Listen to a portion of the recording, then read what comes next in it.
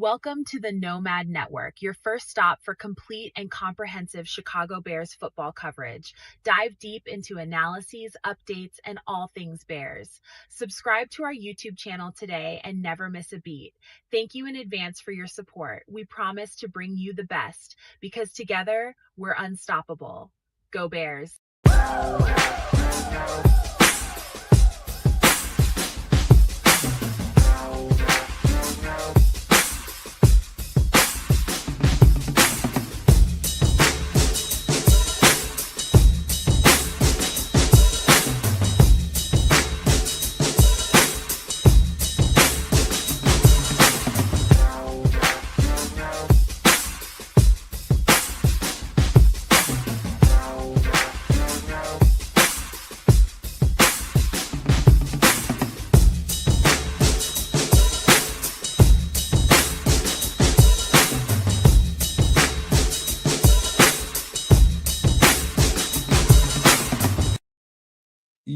Yo, No Maniacs. What's good out there in the world, man?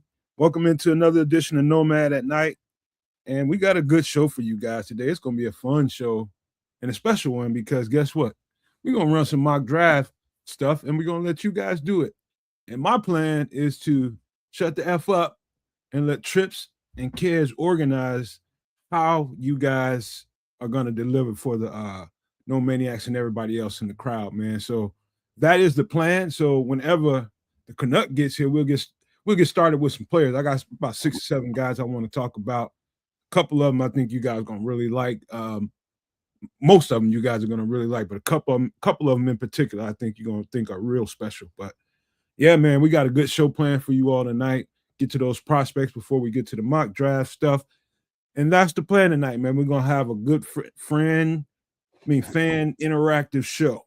And just let you guys go for what you know. You've been watching us do it for weeks and months at this point. Now it's time to let you guys get involved and let's see what you guys can bring to the table for us, man. But without further ado, let me pass it over there to my guy Trips with a alley-oop. Let me see if he can jump tonight. That right. Well, I'll come up and try to go for the tip slam, but my vertical ain't what it used to be. So it almost turned into a turnover, but I got hustle. I'm scrappy. And so I got the steal back and then got the easy light. So yeah. What up to everybody? It's Sunday night. You know, baseball season has begun. Hockey and basketball seasons are winding down. The Final Four is in, all its glory. But guess what? NFL rules, baby. And the off season is still football season. And this right now is right in the midst of prospect season for the upcoming draft. So yeah, it's still popping. It's on. And make sure you are subscribed to all 3 networks. The Nomad Network, Sports Chicago Style, and at Keds the Canuck. As you know, the clocks, they run a little funny up there in Canada, but don't tell them I said nothing, but other than that, yeah, just ready for some Sunday night, ready for some mocks and yeah. The only thing I didn't have time to do, and not because I didn't have the time, I let it slip my mind, but I'm sure there's an updated version of the top 30s that came through Hallis Hall. I'm pretty sure about that, but we'll get to that in the next show. We'll just have more guys to talk about during that period. But that's the only thing I forgot to do. But tonight I intend to shut the F up and let you guys go ahead and organize this thing if y'all want to, and let the No Maniacs go ahead and cut loose and get their mock drafts off, man. We'll try to get at least a couple of them in there tonight and see how, if you want to do it the way we did it last year by selecting a GM, assistant GM, and coach and all that kind of stuff. That was just my way of doing it. Y'all do this thing how y'all want to do it. All right, where's Kids? Is he here yet? Yeah, he's down there doing something. Probably eating. Or is he having that post-coital cigarette? What's going on out here? You know what I mean? It's the weekend. It's hey, Yeah. Trying to get it in, literally and figuratively. Yeah, man. All right, man. So what's been up with you this week, man? What's been going on? What's good? You healthy? Happy? Yeah, it's well, it's odd that you mentioned that specifically. I mean, healthy, I guess, in general, but it's just thing that when you look at screens for so long, editing or website uh, developing or whatever, and then sometimes like it start getting a little dizzy, head a little light, and it's like that's weird. And then it's like you fight through it, and then it's like all of a sudden you get a little nauseous, and it's like, a little queasy. What's this all about? And then it's like, all right, but I'm working here. I'm productive. I'm being creative over here.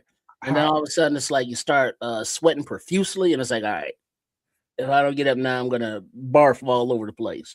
Then got to close your eyes for like 30 minutes. Don't go to sleep, but just close your eyes. well, let me ask you a question. Then everything's everything. Nah. How recent is that, man? Because I know a thing or two, man, but how recent is that? Has that been something that's been going on like in the last few months? Well, it was like a couple hours ago. So, Just that's the only time? well, no, I mean it doesn't happen all the time, or I don't know how to quantify it. I haven't actually noted the dates, but it happens enough that I know what it is, or I don't know what it is, but I know what to do, and I don't freak out. Yeah. Okay, well, I'm a metaphysical person, right? Hmm. And so everything to do with metaphysics to start, that your at goal explanation for metaphysics is pay close attention to the frequencies. What frequency are we in? Is there a frequency change going on that we don't know about it? You got ringing in the ears? Do you have sinus headaches and just having headaches for no reason? You're getting a little dizzy, you're getting a little woozy, you're just getting a little disoriented and just things feeling a little discombobulated for the most, right? Mm. And so all those that delve in the metaphysical world, they know there's been a major frequency change. I mean, when I say a major frequency shift, I mean like a societal changing shift happening right now. And just because you can't physically see it, there's some things you can see like overlying the whole thing. But it's happening right in front of you. And I would just say this to you: there will be people that will not be able to handle this different frequency that we're in. I mean, we're talking about people in the world of quantum physics that will testify under oath to what I just got through telling you. Uh-huh. You see, I get that all the metaphysics, the quantum, I get all that stuff is there, and I have a basic kind of very surface understanding of all of it. So I get the concepts, but when you get into, oh well, this means that or that means that, it's kind of like the same thing with astrology. All I know is I'm a Scorpio and we like to fuck. So I mean, that's as much as I know, and kind of same thing with the metaphysics. And we are so vengeful, so don't mess with us. The things we think and say at the same time, that hurts. But anyway, man, no, it's something major going on, Trips. And as we move forward, you'll You see. mean wait on a so this is more than just a personal trips thing. This is kind of a that frequency on those people thing. You Oh, think is what you're saying here? it's not personal, but it's personal. Ah. See, I always kind of figured it was more of a on a more of a self-realized metaphysical tip, whereas like something is trying to prohibit me from doing this. So obviously that means I need to be doing this because something is trying to deter me from greatness. Well, at the same time, man, metaphysical it's all about inner self and kind of it's almost like closing your eyes and being blind and you're regular and letting the other sensories take over. It's like being quiet, being in a space where you have time to think, not so much think but feel. Mhm. And for people that don't meditate or have never meditated, it sounds like a foreign concept to them. Most people cannot stand the quiet. You know what I mean? Most people can't stand their own thoughts.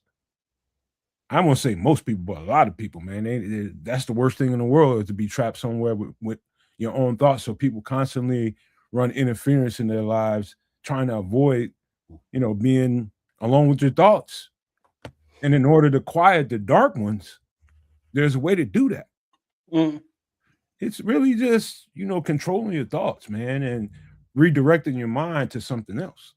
Well, yeah, because Um, I've tried to do the, at the end of yoga, or you're trying to you put the candle out there and try to do the focus thing and the meditation, and then after like 10 seconds, my mind wanders, and then it's like that's okay. Just realize that you're wandering and focus back in, bring it back in, zero it back in, and it's like by the time I do all that, it's like well shit.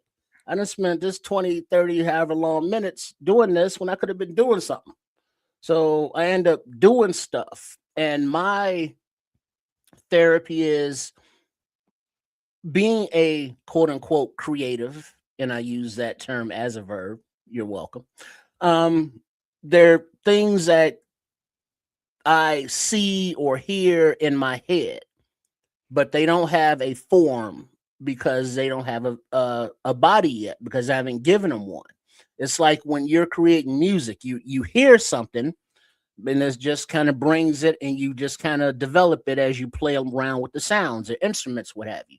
But whether it be doing something physical or doing something cooking or doing something web wise or technical or editing or whatever the hell, that's creativity to me. And so that's giving that inner voice, those inner thoughts, a picture, a sound, a color, and putting them together in a creative, entertaining way that other people, find it interesting and be like, hey, that Sports Chicago style. They got Patreon and Kofi.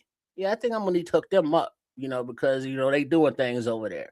And so when I get with the crew with the chef Trips and his cooking stuff, and then Coach and Trip with their things, it's just a holistic way for me to give to the universe the fruits of my knowledge, of my insights, of my maturity as I try to bring it all together from the things I've learned in the way I create and entertain. So that's my, contribution to the universe to be on whatever frequency or level that may be. the good news to that is, Trip, and that's good to hear you say that. The good news to that is creativity, being active creatively, is a form of meditation. And I'll say, and the reason being is because the core pulse of meditation is focus. It's all about focus. And when you're being creative, you're being very focused, you know.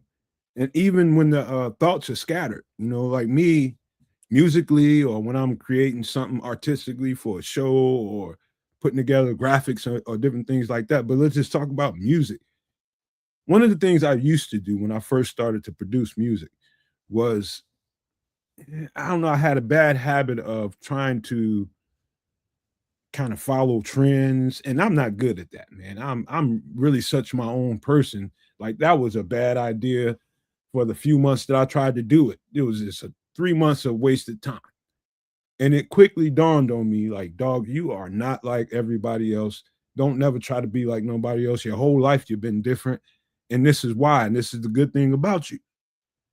I never to this day, and every producer I know have sampled major records, sampled major tracks, use break beats, hooks, and all different kinds of stuff from major records to make a name for themselves. I've made dope ass music, never having to do that. And because I feel a certain way about people and their intellectual property. You know what I mean? I'm like, I'm not gonna do that, man. unless I go and have a conversation with. I remember Andre 3000.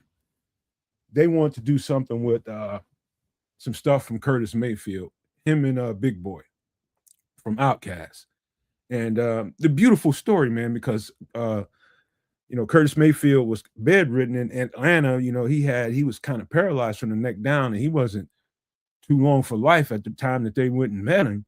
But they went in there and talked to him about some things, and that's how you do it. When you want to use someone's intellectual property, go to him. But that's a little sidebar conversation too. Me creatively, when I'm in my zone, I'm definitely meditating. When you're in your zone creatively, Trips, whether you see it that way or not, you're definitely meditating. That's high frequency activity right there, creativity. Yeah, right on. I try to be aware and enlightened about things, obviously without going into much detail, because I try and look into it and then my brain starts spinning. It's like, yeah, this shit don't make no sense to me. So I just got to do what I feel, and where I feel, that I can contribute to the and betterment of society in however many different ways, if more than one, that's my calling. And so, where the cards may fall, after that, it is what it is. I'm doing what I'm supposed to be doing. Yeah. I'll tell you a quick story right quick, man. Just whatever that is you do, Trips, stay there and focus and just keep focusing the way you focus and concentrate on that thing that you're trying to, bring to life, man, manifest.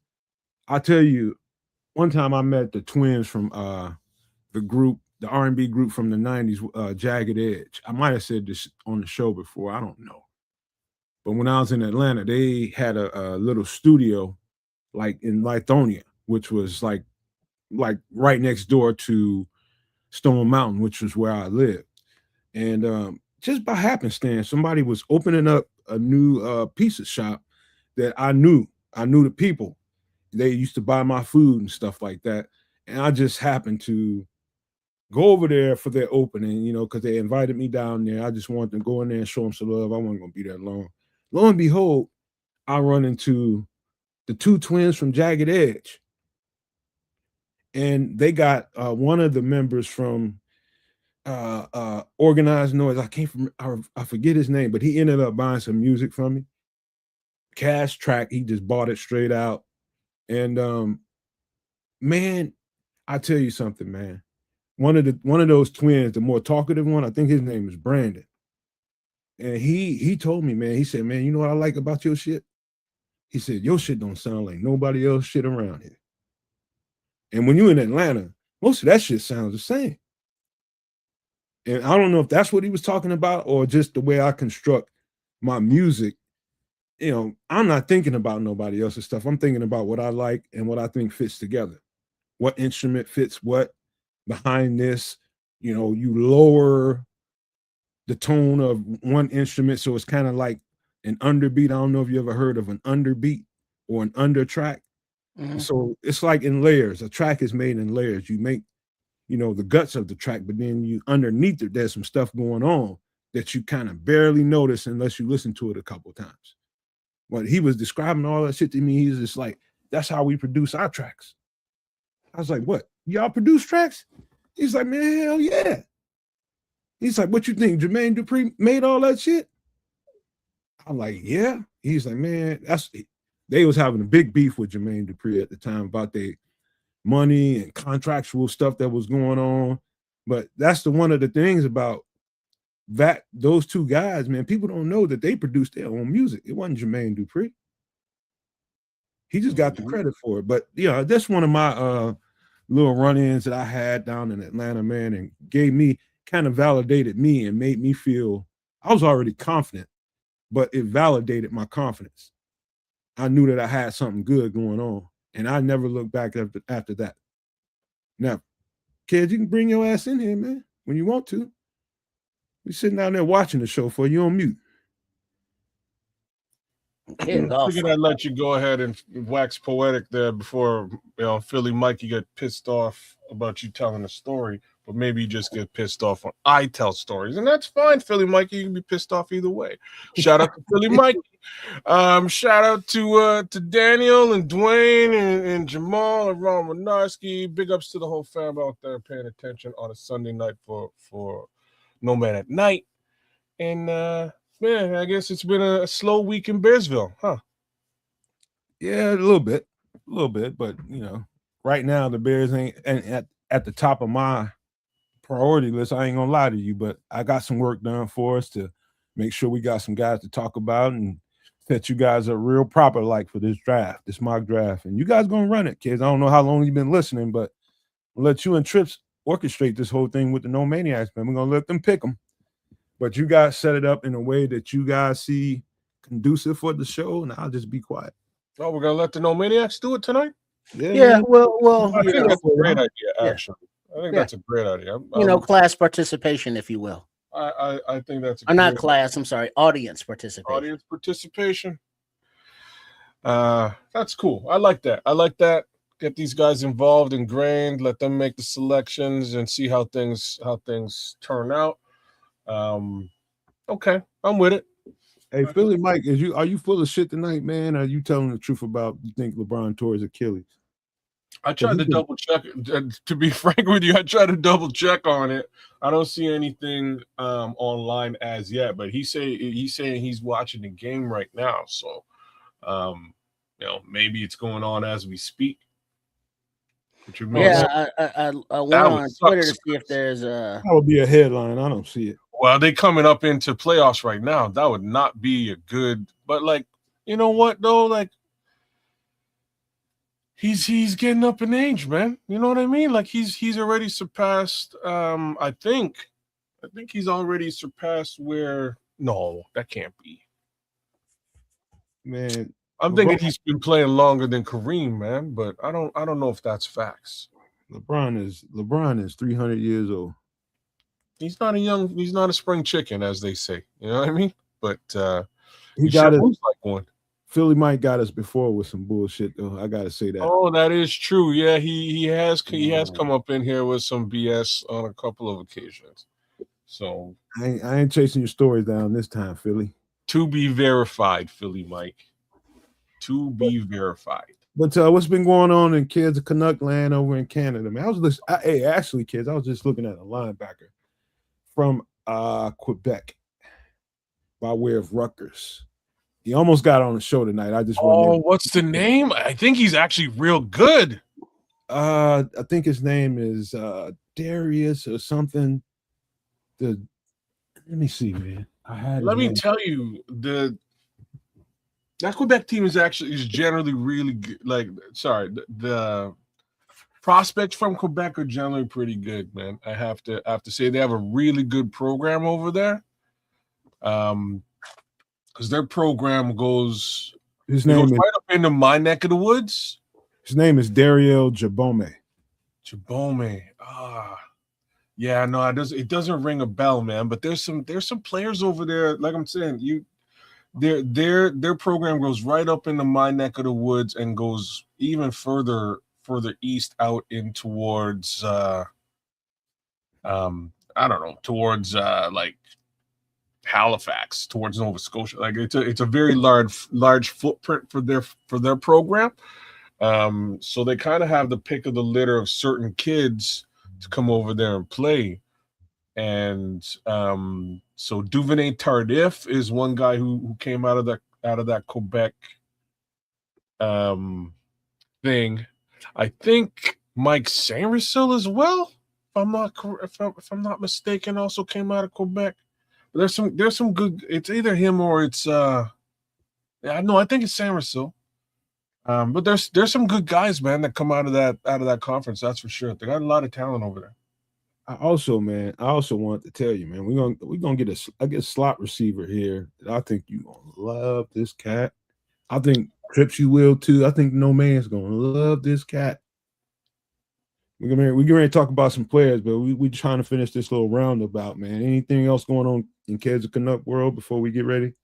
I've just been hurting in a major way, health wise, man. So I'm just trying to be about my health right now.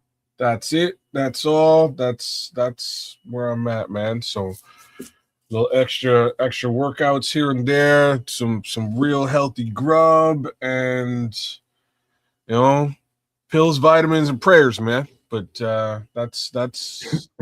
that's basically where I've been this past week. I kind of woke up, I think, right after the show last week, Monday, man, just not feeling good, and things haven't been great up until yesterday. Yesterday I felt fantastic, man, but things are still even a little bit sketchy today. So it's a constant battle, man. Gotta fight the good fight. So I'm out there doing the Rocky thing.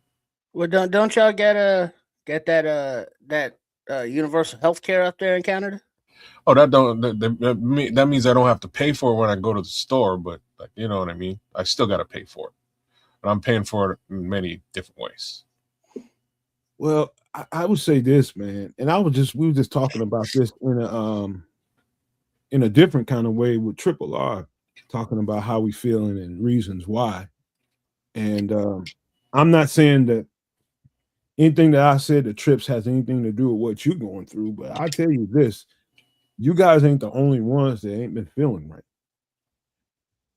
And I think it might actually be with the way you're taking care of yourself, kids, and that's it.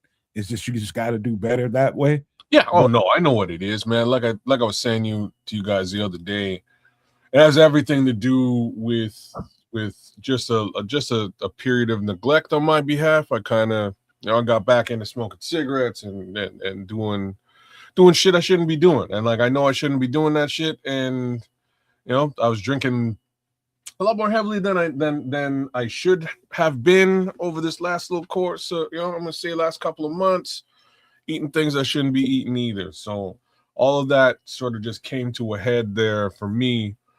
You know, I'd say maybe even a couple of weeks ago, and I noticed it, and even a couple of weeks ago, I kind of ignored it. But like I said to you guys last week, I went and worked out, and I was gassed super early. I was like, I know what this is. There's no questions as to what this is. This is definitely smoking related, but it wasn't just the smoking. It was all those other things that I just kind of laid out. So it was like, all right, now I gotta finish my workout. I was like, I'm back home now. Now I gotta just cold turkey this cigarette thing, which I can do. Not a big deal. So cold turkey that. I'm back on the wagon. Yeah. So I'm back in that respect, and but then I had to do some other stuff with respect to just good old eating and everything else to get things lined up again. So there's a Notch. What up, Notch?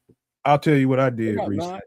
and just because the winter, I kind of kick back a little bit more than I normally. This winter I did more than I normally would, and it's because I know I'm going to be so like being in shape and keeping good health is a lifestyle. It's not a gear that you shift in and shift out of.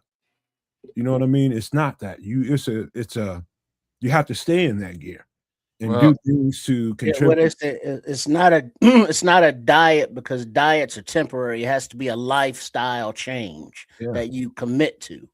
yeah. mhm. And it's mental. It's mental, and then it becomes physical once you commit to it mentally. And so a couple of things I did recently was I went down and in the basement I had a couple of 25-pound dumbbells that I forgot I had.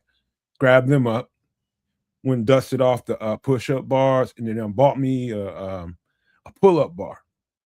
And so what I'm gonna do is I'm gonna whatever 5, 6, 7 pounds that I might have gained over this winter from not doing as much as I normally would, taking that little break, trim that shit right on off, sweat all that out, and I'm gonna turn into a skinny rail, and I'm gonna build it back in muscle.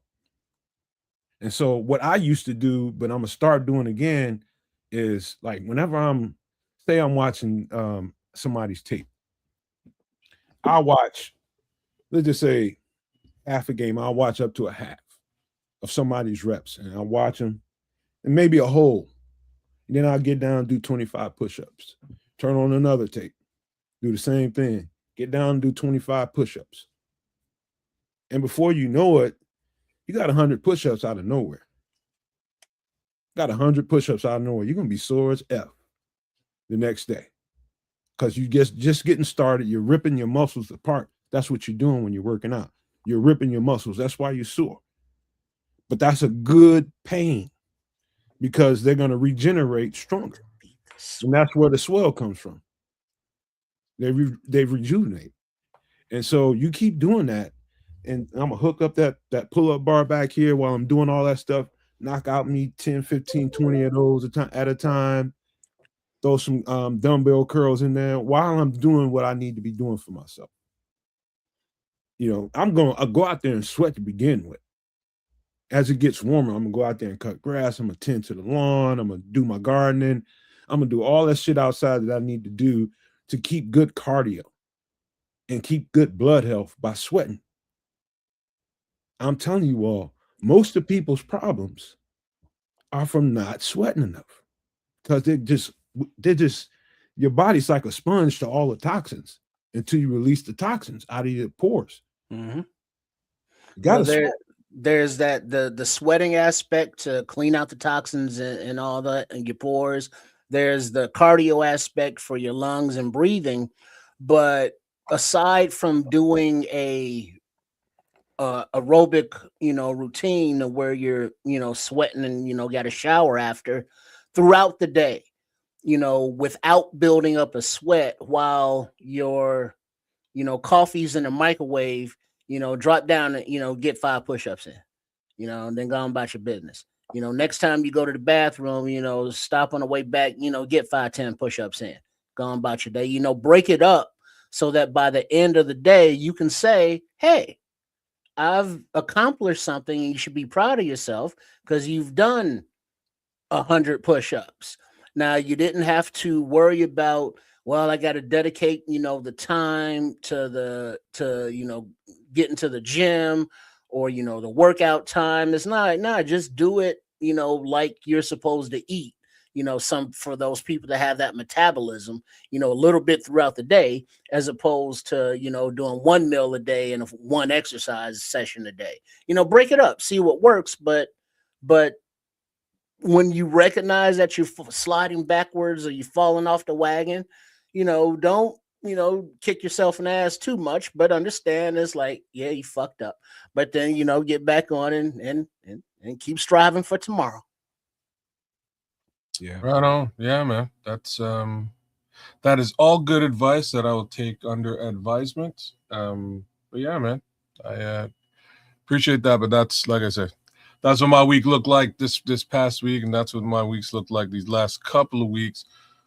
Real beautiful benefit is big shout out to the missus, who's been real cool, helping me through and being a partner during all this stuff, and as well as it looked like maybe spring might be around the corner.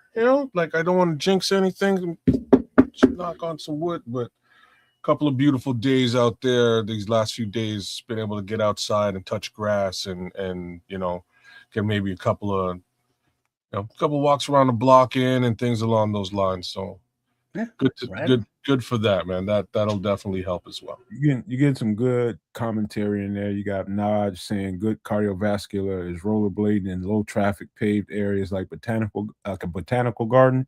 Mm-hmm. And then Sharon Collins, good advice along with working out. Fasting is also important. Very, very important. What's funny?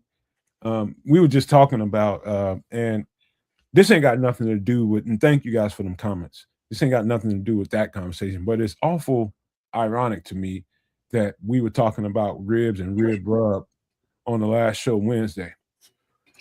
We're coming up on Monday is the anniversary of my girlfriend likes to celebrate it. The anniversary of her mom passing. Not celebrate it, but just remember it. And her favorite thing that I cooked was my ribs, barbecue ribs. And she would, man, I'm telling you, when you got somebody that's going through dementia and the stage that she got to. When I tell you that lady, my girl used to be so mad at me when I made them. Why? Because I'm gonna tell you, that lady would have barbecue sauce from one end of her face Oh. hair to the other. I mean, It's a job, is what you're saying. yeah, Turn into yeah, barbecue. big time. I mean, it'd be all in the back of her hair, top of her hair, all over her face because the She motor forgot what napkins was. no, Mhm. it's not that the motor skills ain't right. You know what I mean? Oh, So yeah. instead of you like when you go grab a rib, you grab that rib and you bring it to your face and you bite it. Give me Like that bone. she will instead of her motor skills telling her to do that, that's what the brain does to it. She moves closer to the rib and she's got almost her whole plate her whole face into the plate. And so when she Hey. comes out of there, she's getting it, but she's getting a whole lot of the mess that comes with it too. And guess who had to clean it up? Well, yeah. Well, hey, put it like this: I'd rather clean up barbecue sauce than the other end. You gotta do that too, man. Oh, yeah. Okay. Do Well, that too. two That's for one trip. that's gonna happen too, bro. Same Damn. toolage, same equipment. Yeah. But something that would be good as remembrances, as not you think back on those loved ones that have passed on, and something that menu wise and activity wise, you cook those ribs and whatever sides and desserts that she liked. You maybe put in that movie or music that she liked to listen to have that remembrance. And so and once that wave of tears pass, it'll be some laughter, and then it'll be some more tears and be some more laughter, and it'll just be a nice, you know, um, just remembrance and celebration of that person's life and that person's spirit. And wherever that spirit is, I'm sure that they would appreciate being remembered, and especially remembered for their likes, because to know someone's likes, you have to know someone. You have to care enough about them for that and love them for that. And I think that would be some nice energy to put out there. Yeah, it was hard to it was a struggle between me and her, my girlfriend, not me and the mom, but me and the girlfriend, because she's upset because I was making them. I'm like, I like them too. Shit. You know what I mean? We on a keto diet, man. We eat any meat we can get for the most part. And so we get over that little part. And now we're past that. She's passed on, and that's what she remembers. So she wants to every year, this time of year, do ribs in memory of her mom. Now, if you can remember the part when I told y'all, my girlfriend is, people that eat the ribs I make, most people want the marinade, but she's one of the people that likes to rub more times than not. And I gave her the choice. The other day, I was just like, you can pull them out now, and this is like 3 days ago, and I can start the marinade process now, or you can wait until like the night before they let them unthaw, and then I'll peel them and rub them and do all the stuff I need to do to them, take care of them. We'll cook them that day. Your choice. Oh, she's like, all right, I'll think about it. I just knew it was going to be rubbed. Next day, I woke up and those son bitch was in the sink, and that told me that she wanted to marinate it. And I'm just like, hold on, you really starting to come over to the dark side, ain't you? You know what I mean? Because that's not her game, man. She don't care. She wants her shit rubbed with certain kinds of flavors. She likes peach and she likes apple. I ain't mad at that. I would have did it either way, but she likes it the way I make it. So that was cool. Hey, we like what we like. All right. I just had to get AC. that out there. Y'all ready to get into some football players, man? Because I got a few to talk about real quick before we get into this draft stuff. Yeah, send it. We should. All right, now when y'all hear me say clip this, it's just me telling the algorithm and StreamYard to clip this clip and make it easy for me to make shorts out of. So just know what I'm trying to do here. All right. So we'll get to the first player. Hold on, let me move us around a little bit. Yeah, big up Notch.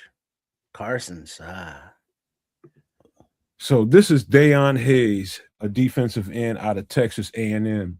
Dayon Hayes is 6'3", 6'4", 264, 265 pounds. Perfect for the 4-3 defense in Dennis Allen's scheme. And I'll just say this right off the top. I know everybody is over the moon about Cassius Howell, the other defensive end from Texas A&M, and I love that cat. Just to be just clear, I wish he was just a little bit bigger, and he'd be the perfect fit here. However, time with Dennis Allen has shown me that he likes a certain kind of body type, and I have to stay true to that information that he's laid out for us. And Dayon Hayes is exactly that. Right there at the size that he'd be looking for. 6'3", 6'4", 265 pounds. The dude is exceptionally quick off the ball. Number one, that's the first thing you notice about him for a cat his size. Exceptionally quick off the ball. And he's got an array of moves that I really, really like. And they're not refined yet. So he is definitely going to be a guy that he's going to get a whole lot better once he's around some really good defensive ends and good coaches. He's going to get a whole lot better. But on the college level, he's kind of unstoppable at times. And they don't always end up in sacks. But this guy has got a nice array of ways to get to the quarterback. The rip under is effective, but I think his cross chop is really, really effective. That's something I'm talking about cross chopping. I mean, chopping the arms off of the offensive lineman and then moving forward with a little bit of bend.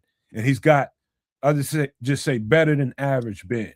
That's what I see on the tape right now. I'm watching him while you're talking, and he's got some very, very nice bend, man. You see that jumps off the tape. For a big guy, that's not easy to find. No, you're right. He's a little bit shorter and larger than your average edge rusher, I suppose is the best way to put that. But he's fast and he gets underneath tackles, which is very cool. He gets underneath. He uses his pads well. Pretty good bend for a guy his size. Guys that heavy typically don't have really good bend. You know, they just don't. And they can have bend, but they don't keep proper balance. He keeps his feet. Hardly ever see him on the ground often. He keeps his feet and he maintains his trajectory to the quarterback. And that's what you want. A good steady motor. He runs sideline to sideline really, really well. And I think this guy's a good ball of clay that any good defensive coordinator worth his salt or defensive line coach could really sink his teeth into this cat. Really sink his teeth into him. Won't be hearing about him on these other channels, I promise you. Unless there's some really detailed guys that play that notice the kind of things about Dayon Hayes that really stick out. But I think his hand fighting, I think that is I think it's better, well above average in college. And I think he has the potential to really turn that into an extremely strong weapon of his on the next level. Because he's got the quicks, he's got the power as a pass rusher to get to the quarterback. He gets a ton of pressures now. Gets a lot of pressures. He gets in and around the quarterback often. They just don't always end up in sacks because, you know, most college teams play the quick game more times than not. So, you know, defensive ends ain't gonna get 20 and 30 sacks, man. It's just not gonna happen. They just get rid of the ball a lot. And so I think this is a good piece. Now, the other part of him that I think is really, I think his strongest suit is his run defense. Yeah. This guy can crash, man. He can really support the run game. You have both of those things as I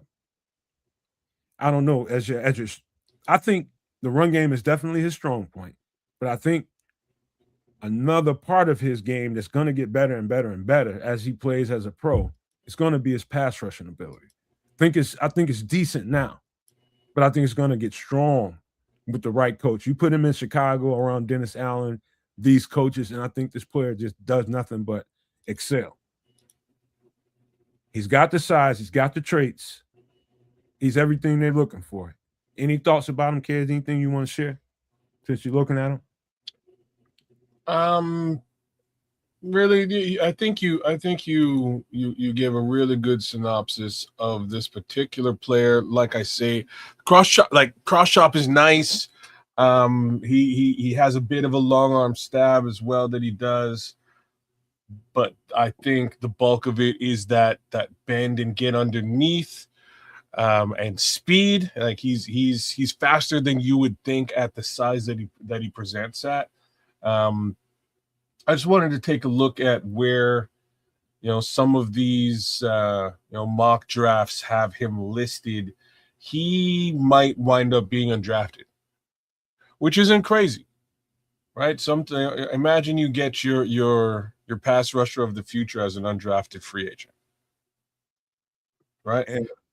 And that, things like this, a player like that, I never did take the time to see where he might be projected. However, if that's the case where he goes undrafted, and that would explain a lot of the reason why they kept so many seats open on the bus, so many open positions. I want you to get deeper into that, but That would explain a lot to me, man. I said that once on the show. That could be something that they think that they can really hit home runs in, and maybe after the draft. yeah, I don't think you want to bet farms on that. I wouldn't either. I wouldn't either, but that might be a thought, man. There is a visualization that we will see that will kind of show why, like a Dayon could go undrafted, and you'll see it in a little bit. But we can go ahead to the next guy there when you're ready, Matt. If Kids is done, you done? Yeah, absolutely. Like I said, I think he looks really nice. Just to wrap everything up in a ball, he gets a lot of pressure, and he's sending that pressure over to Cassius Howell on the other side. So, it may be a little situation where Cassius is getting the benefit of a lot of the pressure that he might be creating on from one side to the next. Imagine that with a Montez Sweat, and you may wind up having something along the lines of increased numbers for Montez Sweat on the other side of the ball. So I'll leave that there. This is a very interesting prospect for sure in Dayon Hayes. One last thing before we leave Dayon Hayes. An interesting thing I noticed I've been watching a lot of Texas A&M film the last 3 years, and this one starting to pick up some. They run kind of a hybrid 4-3. They're in a lot of 3-4, which is what makes it hybrid as well. But they run a lot of 4-3 edge rushers with their fingers in the dirt. That's kind of when you're looking at defense and trying to figure out what they're running, always start with the front and work your way back. And when you see edge rushers with their fingers in the dirt, more times than not, that's usually a 4-3 base front. And so you see those edge rushers, especially Dayon Hayes. It's kind of like what we were doing here the last time we had a playoff contender when Lovey was here. We had a quicker, more dynamic edge rusher on one side and a bigger, heavier one on the other side, if you can remember. Think about it. That's the way they set it up. They wanted somebody to complement the power on the other side with speed and quickness. That's kind of how they have it set up at Texas A&M and what they were doing. And so I noticed that while watching the tape the last few years, but it really dawned on me watching Dayon Hayes and Cassius Howell across from each other. It does jump out. That's a good call. All right, let's get to the next guy. Clip this. Keegan Tross from Missouri.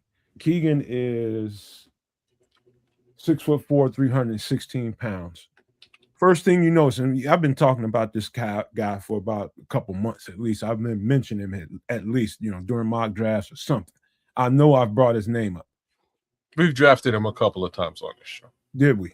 Yeah, you've already highlighted him as one of from your kennel. Keegan, I'm telling you right now, Dan Roshar, Ben Johnson are looking at these offensive tackles and saying, what can we do where? And what do you like about some of these guys? And the guys we're talking about tonight, the offensive line we're talking about tonight, really, really excel in the run game, first of all. They really, really excel in the run game and in wide zone schemes. Wide zone, inside zone schemes. Those kinds of schemes, your tackles, your guards, your center have to be able to move. And that is definitely his strong point. He's really athletic, really mobile, and he's right there at the size that I think they're looking for. His feet kind of remind me, think what you want about Braxton Jones, but he's got some really quick feet, and that helps him be kind of, when he's healthy, exceptional in the run game, really getting out there and getting on blocks and hitting target points and things like that. First thing you notice about Keegan Tross is he's really, really athletic and can really, really move in the wide zone scheme, mid zone, inside zone schemes. And that's going to definitely be a guy that the Bears inside this building he's going to show up on there. He's on their board. I guarantee you that. Where he's on their board, who knows? But I am telling you guys, this guy's going to be a player. I think he can excel in a wide zone scheme and in power. I wouldn't say that power was his biggest strength, but he is a mauler. He's a finisher as well. Good hands, solid pass protector too. Solid pass protector, solid anchor. He's perfect, man. He's not too big, not too small, and can really move. But I am telling you, man, he is a weapon in the running game. Now, he played not exclusively, but mostly right tackle at Missouri. But you see within that tape, he gets kicked over to the left side at times, whether it be somebody goes down in injury. He's definitely their best offensive lineman. And he gets moved around a little bit just because he's the best guy. And if somebody has to move positions, they're going to pick Keegan. And so he had to go over there and get some reps on the left-hand side, look good. And so I don't want people to think, oh, we can't draft another right tackle. Shit, the hell we can't. The hell we can't. We can draft him, and he'll go over there and he'll get reps in. I think he'll be good in this. He's perfect for what we do. Absolutely perfect. He just happens to take most of his reps at Missouri on the right-hand side. You know where he's from? Kankakee. I was just gonna say he's from your neck of the woods. Right. That's right. I tell you, I know the kid, but that's a whole other conversation. Yeah, okay. I'm not capping for him. I'm talking about pure what he's built himself into being. Guys put in work. Skinny, frail kid for a long time, but then he got in the weight room, man, and he started working with the strength and conditioning people. And I can see it, physically, and I can see it that he's imposing his will on people with that power that he gained. You can see he's chasing dudes over to the sidelines, dude. When I tell you he's a finisher, he's a finisher. He's a real finisher. He got a snotty little attitude sometimes too. And I like that. Well, I'm not a big fan of the, right tackle thing, but you have more faith in that than I do. And that's fine. Here's where I'll tell you this, kids. All you have to do to know whether or not a guy can translate to the other side. Yes, it's not as simple as we make it sound, but when you see somebody fluidly during the middle of a game get kicked over to the left side, just out of pure need, and the game, whatever the game needs, you just kick him over there and he just effortlessly just absorbs the role and executes the game plan well, that tells you two things. Number one, all you need is the feet. And yes, the dynamics and the technique changes from right technique to left technique. If you're fluid enough physically, it's an effortless task to ask somebody. And he's athletic like that. So here's my thing about this. Like he's projected to be about a 5th round draft pick, which is absolutely fine. And in that respect, I think you select him anyways as a more or less late round selection, and it gives you the opportunity to sort of develop and get him prepared for a life on the left. Much like you did Ozzie Trapil, but that's my thoughts there. I wouldn't by any stretch of the imagination sit here and say that, you know, you can't move from right to left. I just think it takes a little bit of time and having the expectation and putting the pressure on the kid to go out there and be a starter on the left right away might be a little bit crazy. You know what I mean? But, you know, give him a little bit of time, develop the kid, and get him ready for that life on the left, and I think he'll do just fine. I think his athleticism is that fluid. The fact that he seamlessly did that, and I can't remember which game I was watching, but they kicked him over, and he did it seamlessly. It tells you a couple things. He's got coordination, and he's not like the people that take so many reps on one side or the other on an offensive line. Most of these people are very mechanical people, and memory, just muscle memory, is more effective on that person than the next. This guy is just a fluid athlete. It was just like, okay, I just got to go to the left side and execute. And that's what you saw. He just went over there and executed. And so that tells me that if you can do that mid-game and execute and still win that game and you not be the problem, yes, the NFL is the next level. But it told me that Keegan Tross is capable of anything. Doesn't matter where you put him on that offensive line. Left tackle, right guard, left guard. That guy can play it. He's a sleeper in this draft. I'm telling you, kids, this is a good, you talking about wide zone scheme teams like the Chicago Bears. He is on Dan Rochar's radar, and I guarantee you he and Ben Johnson have looked at this tape. No, like I say, he looks good on tape. I see what you're saying about this particular player. He gets upfield too in the run game when it comes that time. But you know, end of the day, you know,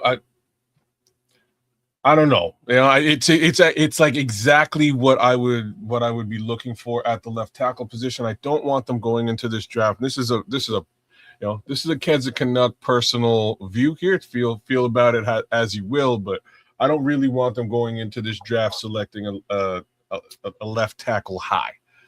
That's just me. I think they've spent a fair amount of capital at that position already, and probably you know, don't want to really cannibalize that existing capital on the team, and you know, but you do want to have competition at that position, and your left tackle is hurt, and so I do believe you go and you get a guy that you've actually scouted and looks real good, and you can develop into something. And I think Keegan Tross actually embodies all of those things.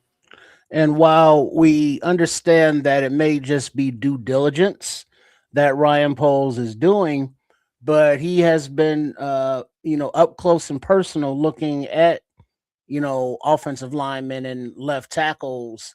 You know, I think he was right there, you know, for Caden Proctor and Monroe Freeling and some of the other, you know, Lomu top prospects at left tackle. So his eyes are definitely on the position.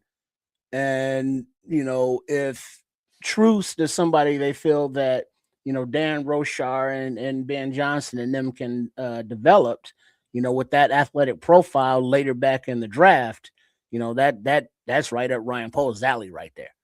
Mm-hmm. I love the player, not because he's from my neck of the woods, but I love the traits, man. I love the athleticism, how well he excels in the zone schemes and executes at a high level. He's not perfect, and no lineman is in college, but I'm telling you, this guy's got a high, powerful hands, strong hands, really good reach, and really when he aiming points, man, that's one of the other things that really stuck out with Keegan is the job, especially when you have to go mid zone and go from two aiming points, one aiming point to the next one. You got to go low with the tackle and then go out and reach a safety or a linebacker. He aims and hits his target points with a high accuracy. And that's one of the things that coaches look for too. Are you missing your target points when you have to go and combo block? Are you hitting your landing spots or are you not? Another thing that's kind of underrated when watching offensive linemen, hitting your target spots and not whiffing. So he does that at a very high level. So last thing about Keegan Tross, man. Next guy, you guys, I know you guys already know about Emmett Johnson from Nebraska at this point. Hopefully you do. But if you don't, Emmett Johnson is 5'11", 200 pounds even. And lightning in a bottle is what he is. I'll tell you the bad thing, Trips. You probably want to know this. Will he block? Will he pass protect? He will stick his body in there. But trust me, he's going to get mowed down. Damn. Is he a little fella? At least you're honest about it. He's not the biggest guy, man. He's not the biggest guy, but he doesn't lack in heart at all. And that's really, at the end of the day, when some... What did you say he was now? 5'11"? About 5'10", 5'11". He ain't no 5'10" or 5'11", but keep going. Okay, well, no, he's listed at 5'10" and 202. Mm-hmm. By the way, Algorithm, clip this take on Emmett Johnson. He is the juke button on the PlayStation. That's him. They made the juke button for him. I'm almost scared when I watch him play sometimes because he sticks his foot in the ground so hard and so with so much abruptness. He's fast too, man. He's fast. He don't got the long speed now. Like he has like he got long speed than a lot of other people. Sudden burst and acceleration for about good 20, 30 yards. If I was to talk to Emmett Johnson, if I had a conversation with him, you know what I would tell him? I was like, dog, first thing you do is you go get with the nearest track coach you can find. And he can teach you how to maintain your speed down the field. Because you see him get run down for a little guy one too many times for me. And he's just like I was before I started running track. Great burst, great initial quickness, and I'm leaving people for like 30, 40 yards. And then after that, I didn't know how to maintain my speed, so it's form running. And so I think he would greatly benefit from that. He does that. I think he is who he reminds me of is A-Chain, Devon A-Chain from Miami. I can see the comparison. Okay. So this is a good back, pretty good receiver out of the backfield, willing pass protector, but not very effective. He's just not big enough to really withstand the pounding that he'd take. You know what I mean? You wouldn't want this guy, for 3 downs until he puts on another 10, 15 pounds. He didn't look an inch or a pound bigger than Kalman guy on film. Kalman guy is much stronger. And he will pass protect the hell out of you. Like that was what impressed me about watching his film initially. Was holy smokes, he will put his nose out there and make his impression felt against any defender. Monongai does not care. And real talk, that came off in the NFL, right? Like that translated immediately. We got to see that very quickly. Whereas like similar run style it's just that the jump cut's crazy though. Like his juke is pretty nasty. It's nasty. Yeah. He's see what I notice about running backs right away, the first thing I notice is vision. He's got good vision too. Yeah. It's you're not just going through the hole that is drawn up for you. You have to read the blocking setup. You have to, if it's supposed to go through a lane and you're trying to stay true to the blocking pattern and the running lane prepared for you, you stay there when it's available to you. But when you don't see it developing, you have to make ad hoc decisions. Sometimes you have to create it. Yeah. Right? A lot of times, probably I just say it's gonna be that like 75 to 80% of the time. Most of the time. Yeah. So he's very good at ad-libbing. He is. You can that translates very quickly. That juke that we're talking about freezes men, you know what I mean, and moves bodies. And in that, he kind of creates his own holes in his own lanes, and then just accelerates through them. Like this, he's a really nice piece to have. But again, his pass pro is going to take some time to grow. He's going to take some time to grow. I agree. and his pass pro will follow that. Yeah, he's just got to get physically stronger to be an every down back. But when you're talking about bringing a third down back in to get you, bring what DeAndre Swift can bring to the table and being dynamic in that way, he's perfect in that regard because he's a receiver too. So he can go out there and line up at the slot and get you some reps on screens and get you 4 or 5 yards you need on a third down. Just many, many different ways you can use a guy like this to really, really weaponize the running back position in a different way. You know what I mean? He's very explosive. He just does lack the finishing speed. And that's an easy fix for guys that haven't run track before. A track coach can get that out of you within a few days. He can teach you some things, form running, and next thing you know, you maintaining. Once you break top speed, you can maintain that top speed for another 40 or 50 yards, as opposed to you got that 30, 40-yard burst and then you tail off. That's what track can give you. So that would be my suggestion to him if he would ever see this short somewhere. Get a track coach, man. He'll be making millions in 5 years. Any other thought? No, I'm just looking forward to the whatever back that they pick that has that home run hitting speed, and it sounds like with this Johnson, his skills, jump cut wise, his vision that he fits there is just like you're saying. If he could increase the fleet of footness, he would, seem to be a perfect Johnson fit. But I'm sure that Ben Johnson wants that home run hitter.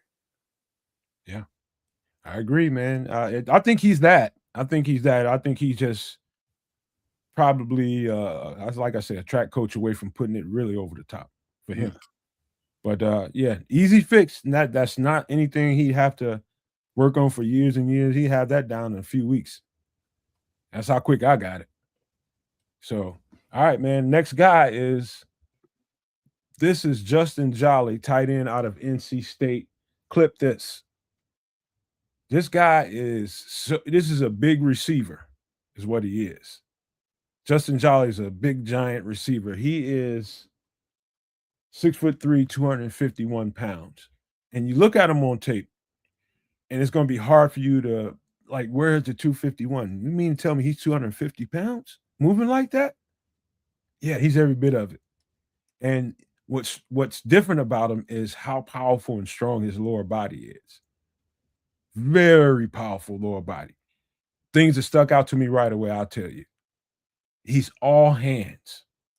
And when I say he's sure-handed, he is sure-handed. He's snagging stuff out of the air, one-handed, over his head, behind him, a yard or two out in front of him. He finds a way to get that ball in his hands. And to me, the most striking aspect about him is, when I say how fast a receiver transitions into a running back, I'm going to explain myself. Reception of the ball, turning and getting upfield, and turning into a running back. And so he catches it and transitions so quickly. That's a trait that not all tight ends have. He's more fluid and athletic than Cole Kmet, not Cole Kmet, but Colston Loveland, and heavier.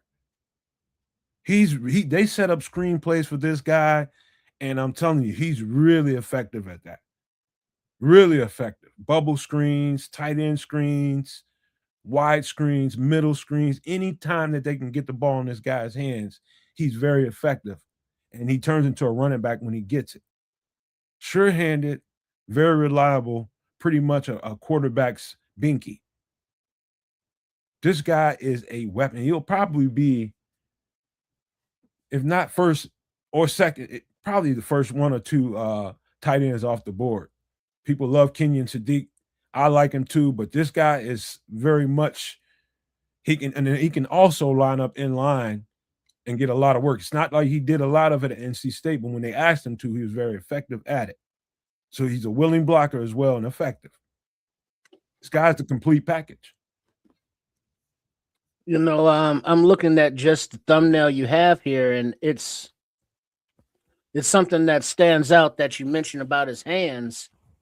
just in the picture, I'm just reminded of that Seinfeld episode where he goes out on a date with this woman and they called her man hands because her hands were like huge, like a man's. And then you look at him adjusting his jersey here on this picture, and you look at his hands, and it's like, damn, no man, what'd you do? Like blow up his hands to make them bigger or something? Because they just look abnormally, disproportionately sized for his arms. Look at Trip with the good eyes, man. I was wondering who was going to notice that. So I guess he's plucking, footballs, out the air, just one-handed all kind of way like this. Like, give me that. That's mine. One hand. Look like you pluck a bird out the sky. That is right? That is not AI. That is him. That is him. And so you go through, and they're here and there, you know what I mean? But it's many times I've seen this guy just snatch the ball out of the clear air, just one hand, just without even using the other hand to gather it. Just pops into his hands, and he tucks it, and he goes. Huge monstrosities of hands. Like Big Show shit. Well, it's the Big Show. Big old hands on him. I was almost going to do it. I'm really glad you went and did it. That was actually great. I would make more of a short-handed. He ain't Cole Kmet though. He's more of a weapon. He's way more fluid than Cole Kmet. He's a little more fluid than Colston. I can't make that comparison, sir. I can't. Like Colston's a bit of a I think we're gonna see that this year. Colston's a bit of a cheat code. He's very oily and fluid in them routes, bro. You know what I mean? Like we're gonna see some stuff there this season. I think now that it took, in my opinion, it just took Caleb a little while to get acclimated to what Colston Loveland actually was on this team. And once he did, he started to utilize it a little bit late in the season. And Colston was hurt throughout, for a couple of games there early into the season too. So I think we're going to see an explosion from him this year. But this guy, man, this guy's got some hands, and he's got some after some yak on him, he'll get that. He'll bring that ball in and get you a little bit more. Telling you, man, this guy is, for the day that Cole Kmet ain't with us. Well, even then, he's probably he might be like an early third, late second rounder. This guy, like he's of that ilk. He's a solid tight end. So I'm not really sure. I'm not sure if the Bears are going to be in. You know what I mean? I don't know if they're going to be in the tight end market that early in this particular draft, but if somebody is, they're going to get one hell of a player. Hey, we didn't think they would be that early into the game, but I tell you this, man, you should have learned at this point with the way they use tight ends in this offense this year, with Colston, with Cole, with even Durham Smythe. They use tight ends to really discombobulate defenses. Putting extra tight ends on the field forces the defense's hands. You're going to have to play a certain kind of defense because those extra tight ends are out there. You're going to have to play with a heavier front. So let's say in the 4-3, you're playing a 4-3 defense like our 4-3, where most of the time, the third linebacker comes off the field for a nickel corner, right? You line up with 2 and 3 tight ends on the field. Guess what? That linebacker needs to stay on the field. And this cat, Justin Jolie from NC State, is a linebacker's worst nightmare. Yeah, he's a mismatch, man. He's a mismatch for sure. You dream about him, and you waking up feeling like you peed on yourself as a linebacker. Golly, we got to deal with him this week. He's a matchup nightmare for a linebacker. But that's what a heavy tight end package will bring to the table for you. And Ben Johnson uses it with precision and genius. I love it. More teams should do it. But, since we're talking about this football player, I think he would be a great addition to the Chicago Bears and just make us even more dynamic. It's about where you can get a guy. I'm not into, where he might be drafted or selected, but if you get a hold of him, man, this guy right here is going to make the offense even more dynamic and explosive. All right. Yeah. Let's get to the next player. Let's get to some more offensive linemen. Clip this. This is center Logan Jones out of Iowa. And anybody with any offensive line chops knows if you're going to start studying and doing film work on offensive line prospects, you better start in the Big Ten. And Iowa is a good place to start. Logan Jones is a little bit undersized. He's 6'3", 302 pounds. But he makes up for it with the wide zone scheme that they run at Iowa a lot. This guy can really, really move, kids and trips. I mean, really move. I heard that he ran a 4.8, 4.9 or something in the 40, somewhere in that neighborhood, which don't mean a whole lot to me. I can see that on the field. It really dawned on me watching, I think it was Michigan. I think it might have been a Michigan State game. I might be wrong. Michigan State game. But the amount of times they asked him to combo block in the mid zone, go from getting that nose tackle, jumping up and getting that linebacker, and him doing it so fluidly. Logan Jones is kind of a freakish athlete at offensive line because of his quickness. And so all the things we like about Drew Dahlman was his quickness and his ability to be able to execute in the blocking scheme in the wide zone. Logan Jones is that. He's all that. Combo blocking, wide zone blocking, aiming point, hitting his target, always on point. Pretty damn good in the pass as a pass blocker. I think he only allowed 1 sack in I think about 2 years. I might be wrong there, but I'm pretty sure that's a stat I ran across. That's impressive. When you start talking about pass protection, and that's really good. But his overall more poignant strength is in the running game.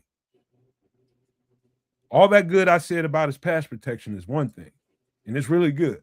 But his strength is definitely executing in the run game. He's a little undersized mauler is what he is. He can really play, man. This is a sleeper. A lot of people say he's the best center in the NCAA this year. A lot of people would tell you that. This guy is really good, y'all. Really, really good. Great communicator. Effortless motor. Effortless zone blocking scheme. I mean, he's just good at all they ask him to do. This is an excellent football player, you guys, man. I don't know where he might be drafted, but wow. So they're looking at him late 3rd, early 4th round. If he falls, he should probably be around, pick 129 for the Bears, which again would be a great place to select your center of the future. So, there's your answer there, Scrolls. I'd say probably with pick 129 for the Bears, a Logan Jones would be a good selection. And I think if you basically saying mid rounds, I think he's better than mid round. To be honest, that's perfect. That's what you like. What you have to understand to a degree is just that some positions are premium and are at a premium, whereas others are not. This is definitely not a premium position, the center position. Hate to say that, centers out there on the planet Earth, but it's just a factual truth. The upside is they get drafted. They're just not going to be drafted in your first round. Like you generally don't see a first round center nowadays. Olin Kreutz is a few and far between. That being said, a couple of rounds back, there will be a run on centers. So probably not your first round, probably not your second round unless it's real late in the second round if there's some very special talent. But come the third round, there's going to be a very large run, in my opinion, on centers. And I think Logan Jones might be towards the end of that run. And if he falls outside of the run, that places him in a very interesting area for the Chicago Bears. He reminds me of I think his name is Tyler Lindenbaugh. Mm-hmm. Cody or Tyler? It's Tyler? Tyler Lindenbaugh when he was in college. That's what he reminds me of. Just gets it done. Just gets it done. His height and weight is perfect for what we're trying to do. So that's another little piece. He's not too tall, you know what I mean? He's not he's got a good stature, and he's a little bit of like a badger. Like that's like the animal that comes to mind. He's out there doing it big against, big defensive linemen, but kind of keeping a low profile at the same time. So like I'm going to compare, it's a terrible comparison, but the Jason Kelce-esque in stature. Yeah. I mean, watching him play, I don't know if I'm doing him any justice when I tell you how freakish he is as athletically for a 300-pound guy. Like his movement ability is off the charts, kids. I'm telling you. Trips, I'm telling you, it's special to watch.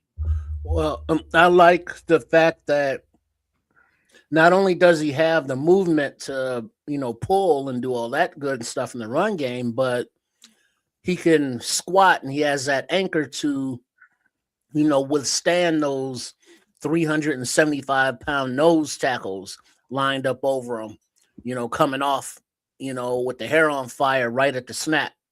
And he, is not getting pushed back into the quarterback's lap all the time. Good anchor for a 300 light, a little bit of light. There's some guys that have him listed at about 295, 298, somewhere in that region. But I know one thing, he carries his weight very well and can drop that anchor on a dime. And I seen him play against some big dudes, man. Some big dudes. I mean, I'm talking about 320, 330-pound dudes and hold his own.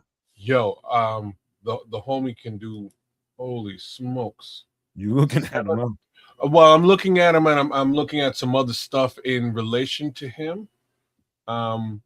Apparently he can squat 705 pounds. So there's your anchor, bro.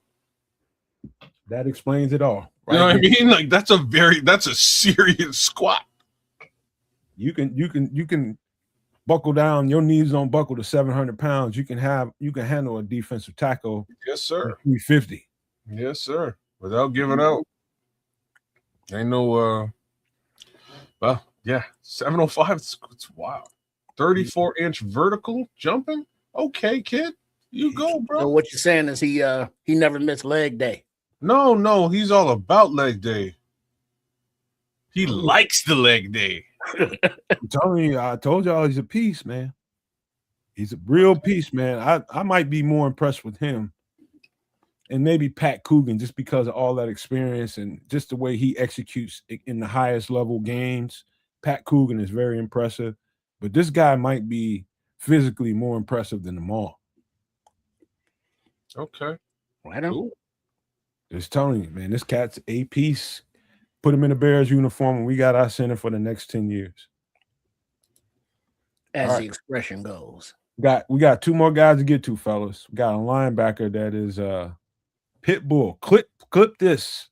Linebacker Torian York is a pit bull / bloodhound. Mix them two dogs together, you got total aggression versus a nose that once it starts, it don't stop. Man, he's got a nose for the ball. And when I tell you he's got a nose for the ball, man, he's a heat-seeking missile when it comes to it. This tackler. I mean, I'll get to what I think is, I ain't gonna say is weak, dude. He's 5'10". Let me get it right. 5'10", 227 pounds. Torian York is 5'10", 227 pounds. And first thing people would want to do is knock him for his height. And say, okay, that's not your typical middle linebacker size or something like that. Maybe he's not a middle linebacker for some teams. Definitely not a middle, but he's a rocket. He's a pit, ain't he? He's a rocket, bro. He's shooting the gap like nothing doing and blowing everything up. Yeah. He's a small little, like I see what like Pitbull's a great word. Like he's a small little, heat-seeking missile. I told you I've watched a lot of Texas A&M. London Fletcher comp. Texas A&M. That's okay. Stronger and faster. Probably a little stronger and faster. You're right on Shad on Sports with that London Fletcher comp. That's a good comp. I like it.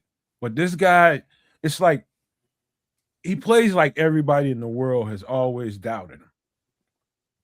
That looks like his attitude and temperament.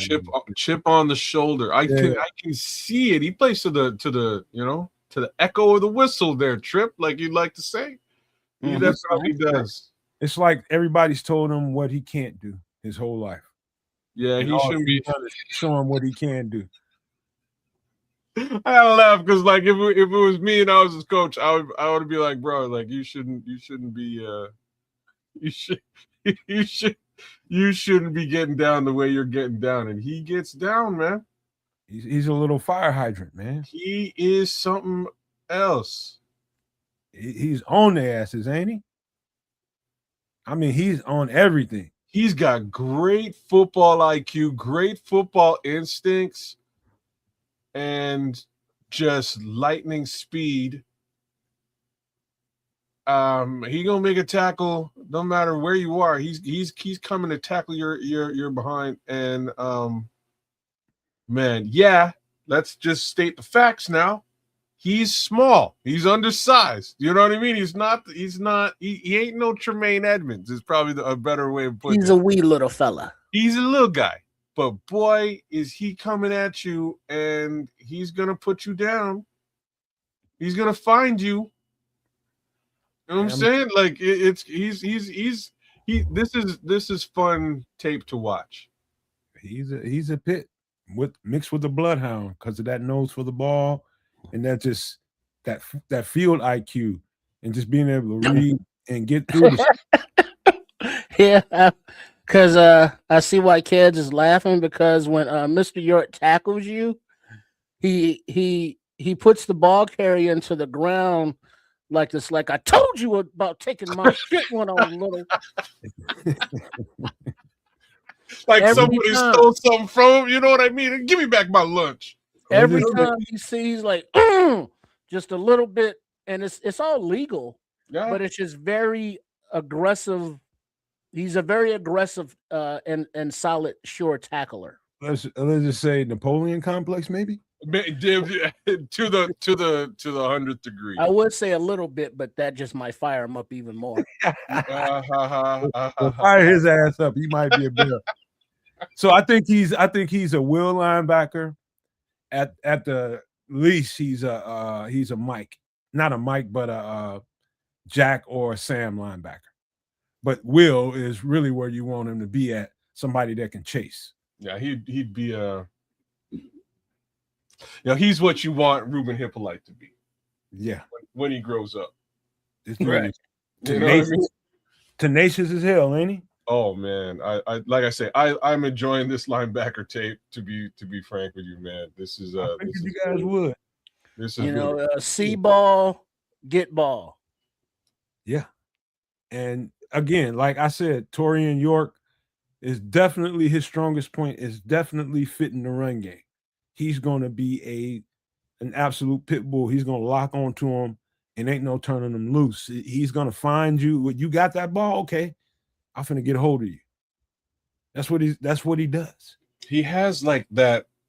He's kind of like Le'Veon Bell as a linebacker. You know what I mean? He kind of has that patience, waiting for the gap to spring open and see where the running back is going. And then it's just he just shoots the gap. You know what I mean? He's shooting that gap with full force, and he's coming at you. I like this player. Now I got to see where he's positioned now. Well, I'm glad y'all like him. Any last thoughts on him? Because I love this guy. So he's about a 4th rounder, smack in the middle. I think that might be right around where the Bears would be looking to add linebacker talent, to be honest with you. So that's a really good spot. Anthony Wilson, we're not doing a mock draft yet. We're just showing some prospect before we do the mock draft. And I'm not on that screen right now. I'm looking at the depth chart here on linebackers. And just right now, we got Sanborn, DeMarco Jackson, Devin Bush, TJ Edwards coming off injury, Noah Sewell, coming off injury, and possibly, the development of Dominique Hampton and Ruben Hippolyte. What can he offer in year number 2? This is not a position, a group of linebackers that you can go into the season and say, oh, yeah, we're set at linebacker. So, it's going to have to be addressed in the draft. Yeah. I love this football player, fellas. You're right, Trips, but I love this football player. Just he plays the linebacker role the way the linebacker role is meant to be played. Physical, aggressive, and with a whole lot of intelligence to be able to react, and do it with speed and tenacity, man. He's just everything I like in a will linebacker. I love him as a will linebacker. Love him as a will linebacker. Right.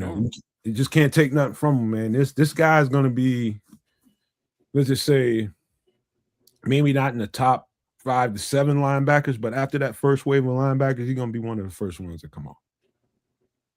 And whenever those guys start to come off the board, and there's some good linebackers in this draft.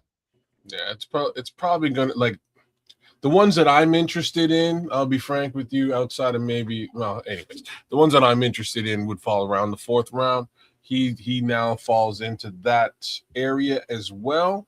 Harold Perkins is close. Kyle Lewis is close. Like they're near each other, from a draft projection perspective. But those will kind of be the guys that I would be looking at in that area. Man, now I got to look at them other boys myself to really compare them to Torian, because I really enjoyed this film. All right, I got another guy. Last guy. Who you got? And clip this. This is wide receiver DT Sheffield out of Rutgers. I guarantee you, kids, this will be the favorite guy we talked about tonight. Because you like those little dinky receivers or little slot receivers that can really move and make stuff happen and really discombobulate a defense. DT Sheffield is that. He's about 5'10", about 175. 5'10" is probably being a little generous, but I'm telling you, this dude. Yeah, he ain't no 5'10" either. But keep going. He is. Let me tell you something. This dude is electric. Guess what? Don't touch, Scrolls. Don't touch. This guy, I'm telling you, the receiver that we got off of Detroit, the slot receiver, ain't going to be here for long. He ain't going to be here for long. He's here for a stopgap situation until they get the right guy. And I'm telling you right now, he is on the radar in Chicago.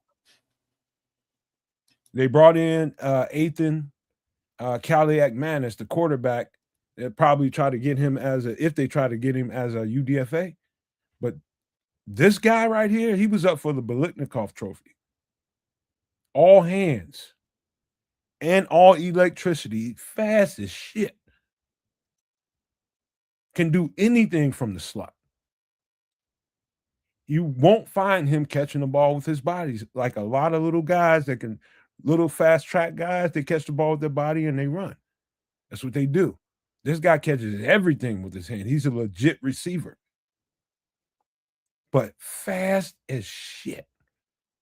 Goes from 0 to 60 in a second.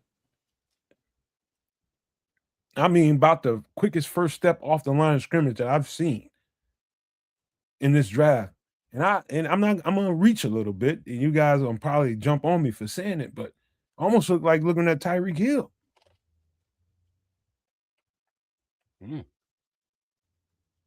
He's not at quite as fast as Tyreek Hill, but he's just being somewhat fast as Tyreek Hill is really good. Really quite as fast as Tyreek Hill. Tyreek Hill's the cheater for a reason.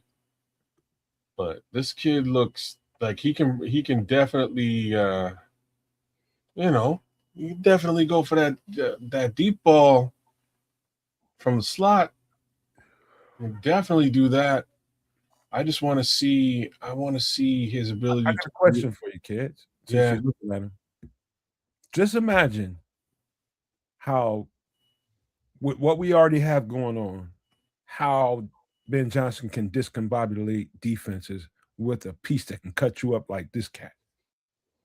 Well, I don't have to. It's been on tape for at least five seasons with Amon-Ra St. Brown, right? Like him and Ben Johnson in that slot position and what he can do with it is unprecedented.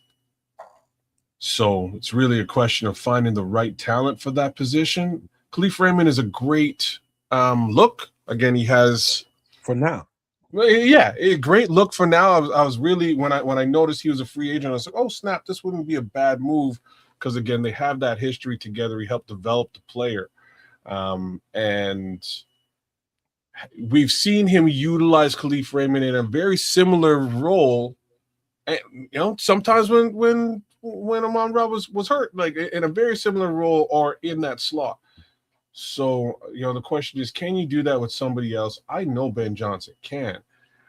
So finding somebody who can get the level of separation that Amon-Ra can, I can see why he kind of looks, he kind of has like a Tyreek Hill thing going on just in look and feel. Like I wouldn't say he's Tyreek Hill speed. You know what I mean? Like he's almost there. But the way he snatches the ball out of the air when he catches it is nice. All hands. Like Nomad is saying, his route tree from that the slot, he runs all the routes.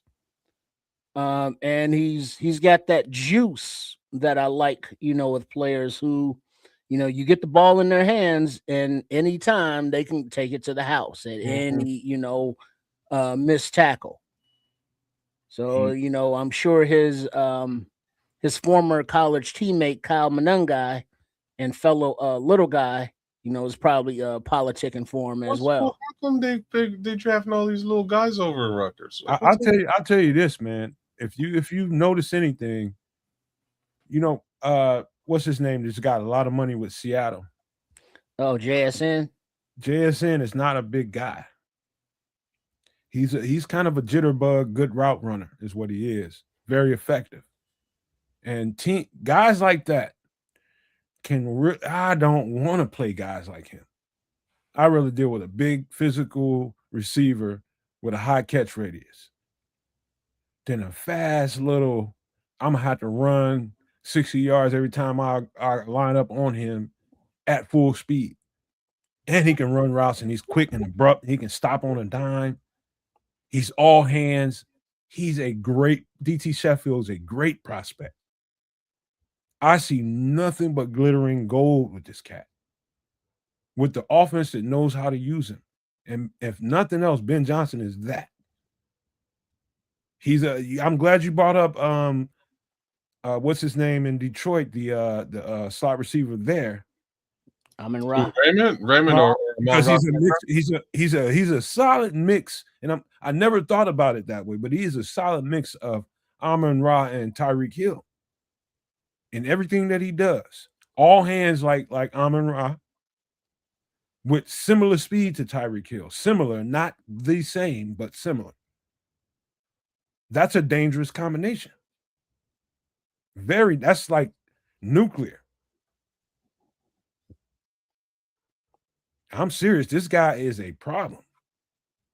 You put him around a bunch of talent like we got, and that exacerbates the whole situation. I'm telling you, this is for sure. they're looking at this cat in House Hall. DT Sheffield is a weapon. What number is Tyreek Hill? 10. Okay, that's why. He played as 10 at North Texas as well. I'm watching his North Texas tape now, and I like the North Texas. That's what got him to Rutgers. Yeah, because he's that explosive. He's a weapon, man. Caliac Manis loved this cat, and I think quarterbacks are starting to. Okay. As fast as the league is getting, I think the league is going back towards shorter, quicker, more. Well, you need to have both. You can't. Yeah, you do, kids. But I'm you know what I'm saying. The DBs are getting bigger, so the receivers got to get smaller. Well, I would say that's true, but remember Ryan Pohl said back in the day, you know, receivers, you need all size, you need big, you need small, but then as well as, you know, Dennis Allen and Al Harris, like the tall, lanky, fast cornerbacks. Look at some of the vertically challenged cornerbacks coming out, like, you know, the kid from Indiana, you know, 5'9". So it seems as though the athletes are coming in all packages now, even of the shorter stature variety. Yeah. Look at Naj. He says the cat ran a 4.28. Oh no, he's talking about Naj talking about man, he's talking about the kid from Dijon. We did last week. Yeah. Dribbling. Yeah. Hey, I don't know what this cat runs in a 40, but I know he's quick and like he's fast. One of the things that I noticed right away was how fast he got separation, and that goes to the burst. That's what I'm looking for. It's different. Like he gets speed separation. I want to see route separation. Like there's certain I didn't see that with, you know, in looking at Tyreek Hill's college film, I didn't really see that from him, but you see it now in the NFL in droves. Guys, I really saw that from Christian Kirk, Tank Dell. Tank Dell gets crazy separation. Like he's fast as all get out, but just little fella. And these are all little fellas, bro. Mm-hmm. Like Christian Kirk's a little guy too, but it's just that Tank Dell will get like 5 or 6 steps more than you. You know what I mean? And be able to turn on a dime and do different things with those little steps that you're long striding as that, you know, 6'3", 6'2" corner, right? Like it's kind of the difference. I'm sort of looking for that from him. I don't see it yet, but that don't mean he ain't got it, because he's sure as heck, like he's like sneaky fast. He's just blowing right past people. I didn't see it on the Rutgers tape, but on the North Texas tape, oh boy, I definitely saw it on the Rutgers tape. I'm just telling you what I saw. You know what I mean? I didn't see it like I see it now. I almost called him. I almost said he was at Tulane. I knew it was a green team, but it was North Texas. I'm glad you mentioned that. Yeah. I saw it. Holy smokes, man! Like he's dangerous, man. If you all get a chance, check out the North Texas tape. He's just flying past fools, and maybe it's a competition. I don't know, but he looks so much faster than everybody else on the field at North Texas. To me, Kez, that was a challenge. Seeing that kind of explosiveness at North Texas and consistently seeing it like that, like you're looking at, making the big jump in competition to Rutgers. And I saw the same thing. He just running right on past him. He can get past anybody. Yeah. He's got long speed that you can't ignore. Pure receiver as well. He is a pure receiver, but like they will use him in gadget capacity too. And he gets it done in gadget. Like here's another straight up running back straight up out the backfield situation, he'll go, man. You just want a guy this dynamic and this explosive.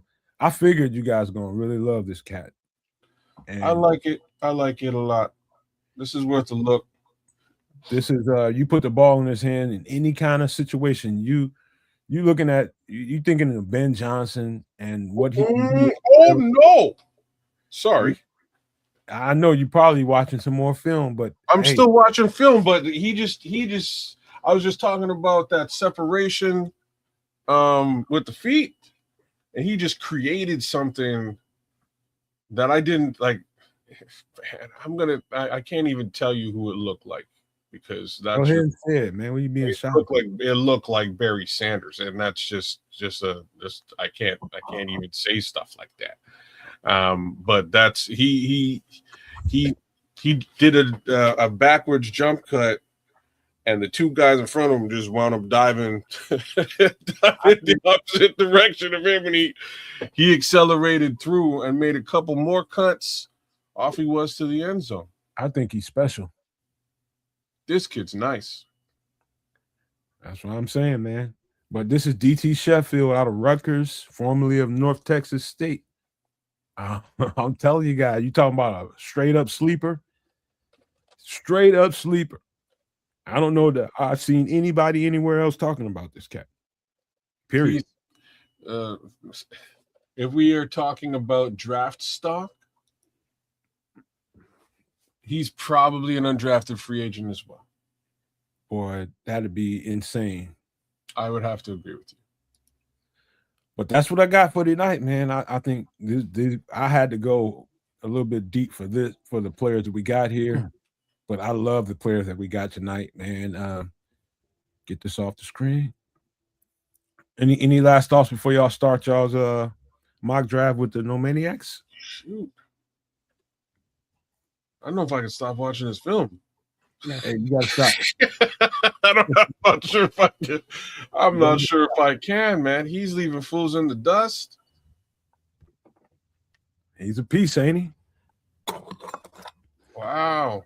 The possibilities are amongst us.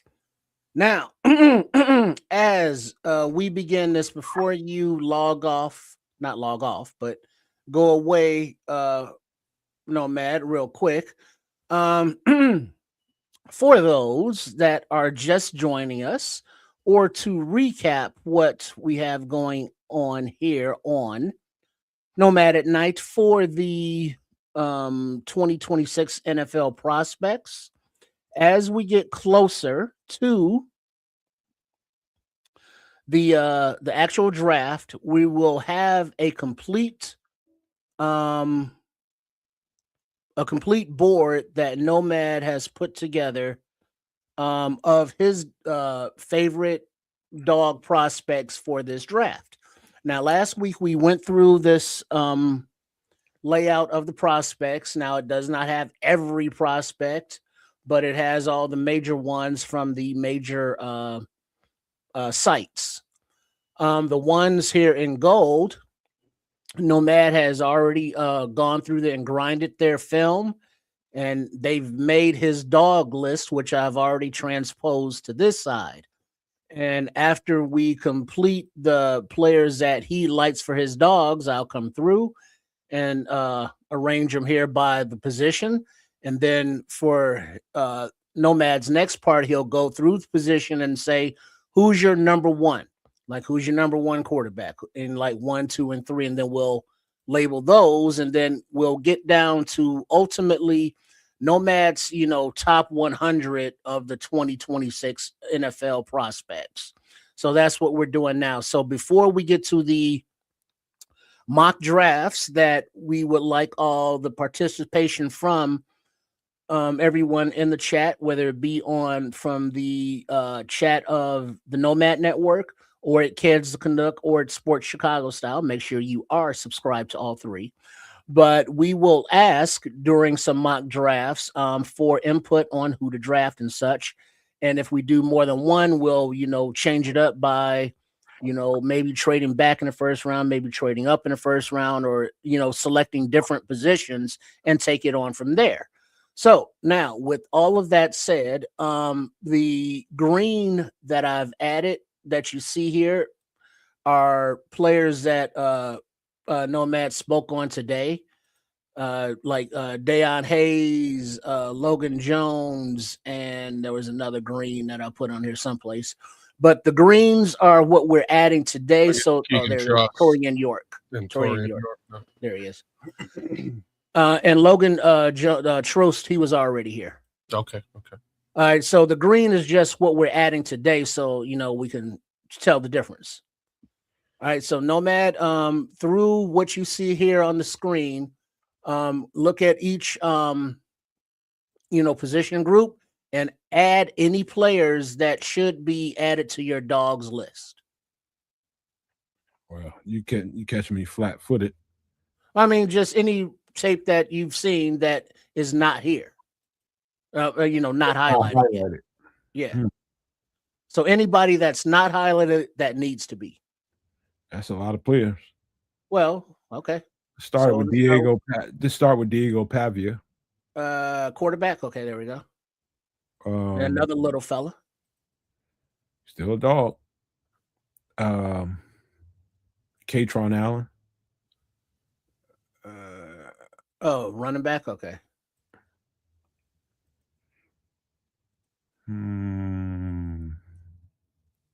Denzel Boston. And just from the guys I can see. Mm-hmm. Yeah. We'll scroll in a minute, but you can just get what's on the screen, then we'll move. Kayden Proctor. Proctor. Okay, that's over here.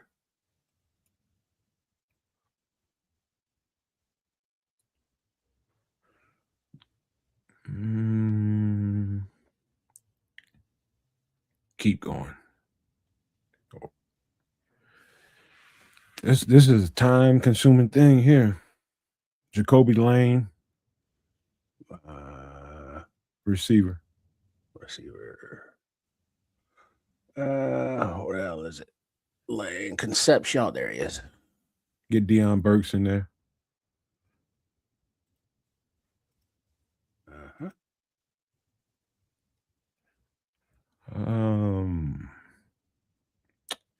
Man, this is gonna take a long time, Trip. This is we'll do this off screen, man.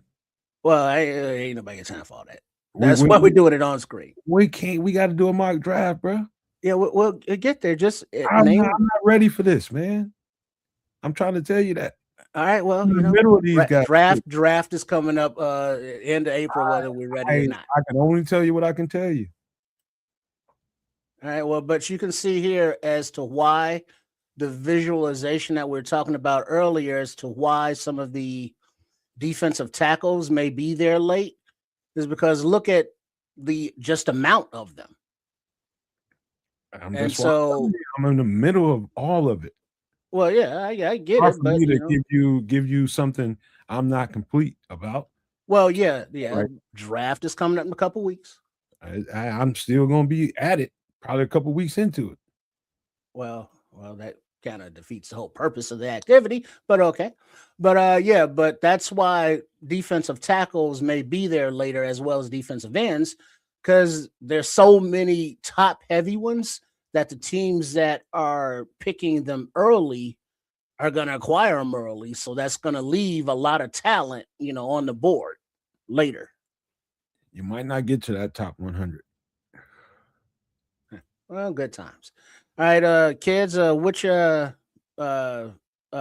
site do you like using there for the mocks things? Well, it's up to you. Whatever you want to do. You can man the comms as well. What is it? The P what? This Pro Football Network would be the P1. Wait. So PFF, PFSN, PFN. Pro Football Network.com. Wait, say that again. ProFootballNetwork.com. ProFootballNetwork.com. There we go. All right, now let me share this one. Hold on. Wait, what do I gotta do here? I gotta click here, and then we will share this screen and that one. Make sure we turn the audio off, and there we go. There. All right. Mock draft sim. All right. So we're gonna do 7 rounds, and we are doing the Bears. Yep. And now we can just enter. Now, as we start, kids. I guess it already started. I didn't press start, but I guess we did it. So we're not trading up on this one, but the next one we can, because I thought you had to press start in here. But oh well. But we are looking at picks 25, 57, 60, 89, 129, 239, and Quick question, Trip. 41. How you got it structured for the people that's going to draft? Did you select who you want to draft? The what? You're just gonna pick who you want to draft in the chat. Well, we're getting there. So as we have them on the board now, that on this iteration of the mock, it's already there, so there is no trading up. And so how we are gonna pick that, since it would take way too long to try to put up like a poll to it's like who to take when and now. It's like whoever's in the chat. All right. So we got Red Baron talking about Kayden, I guess that's McDonald. He's talking right? Kayden McDonald. Yeah, because on the board you still got, that left tackle there, the Spencer Fano, Avion Terrell at cornerback. Defensive tackle Kayden McDonald, because now remember, we just signed a crap load of defensive tackles in free agency. Not that they could be replaced, but is that really a need for the first pick? Let's see. You got a Fano, you got a Proctor. Wait, is Proctor still here? He's probably still in the list of talents, but not where you are. No, he's already been. He's already been selected. Yeah. Okay. Yeah, he's already been selected. He's not on the board anymore. Down to Detroit. Yeah, so left tackle wise would be Fano. So kids, do you Kayden or Fano, defensive tackle or left tackle? I go edge here. Wait, man. Y'all letting them pick it, not y'all. I was just about to do that. So right. I was just asking kids. Thank you. Let's throw this up to the chat. Folks, Scrolls already made his thoughts. Same with Paulo Rodriguez. So Kayden McDonald, Spencer Fano are the two names in the chat that I see right now. I have to lean to where Triple R is. Personally, I don't think Kayden McDonald is a great prospect. That's just me. I didn't like the tape. Anyhow, there's a lot of DTs in this draft that I think you can get access to, and that's really my thoughts there. So personally, I would wait on DT and I would go get your tippy top edge and then double down on DT after. There's the Crooked Commish. What up, Crooked? Well, Crooked. But it's all good. We'll figure it out. All right. So now edges, just FYI, you got. We're picking at 25, so we're looking at Mesidor, TJ Parker, Malachi Lawrence, Zion Young, Gabe Akis. I would say listen to the guy that pays to be a supernomaniac, Scrolls. He says Kayden McDonald. Let him have it. So are you doing this or are we doing this? Did you like that? Is not me. I mean, you keep saying you're gonna be quiet. So like Scrolls is saying something, and so's White G. He's saying quite the opposite. He's saying he didn't like the film either with respect to Kayden McDonald. I did not like it. Have you watched any Kayden McDonald? No, man. Of course I did. What are your thoughts, man? He's a dog. You put him in the dog category? Yeah. Really? Hell yeah. I would not, man. I would not. But that's me. So Scrolls likes him. All right, Commish, what are your thoughts? Would you here take the offensive left tackle of Spencer Fano, defensive tackle Kayden McDonald, or go at the edge of Mesidor, or come out of left field with a Amari Cooper or Amari KC Concepcion or Oh, whoever. Omar Cooper. Okay. Colton Hood. Well, Fano will protect Caleb Williams and help the run game. That's Paul. So let's see. So far, it's more Fano. Let's see. EM. What was that name? EM 7922. See, now Crooked Commission's going edge here. See, he's with me on the edge. I would be right there on the edge. Me and Crooked think alike, man. You see that's do we just go with the highest ranked? But we'll give it a minute. Because we're picking at 25 and the highest ranked on the board is 20. And that happens to be a left tackle. And then 21 is a cornerback. I'll tell you what would make it easier is pick one guy to get it, let him have his draft, and then pick another guy for the next one. So Scrolls is a paid subscriber. I'd start there.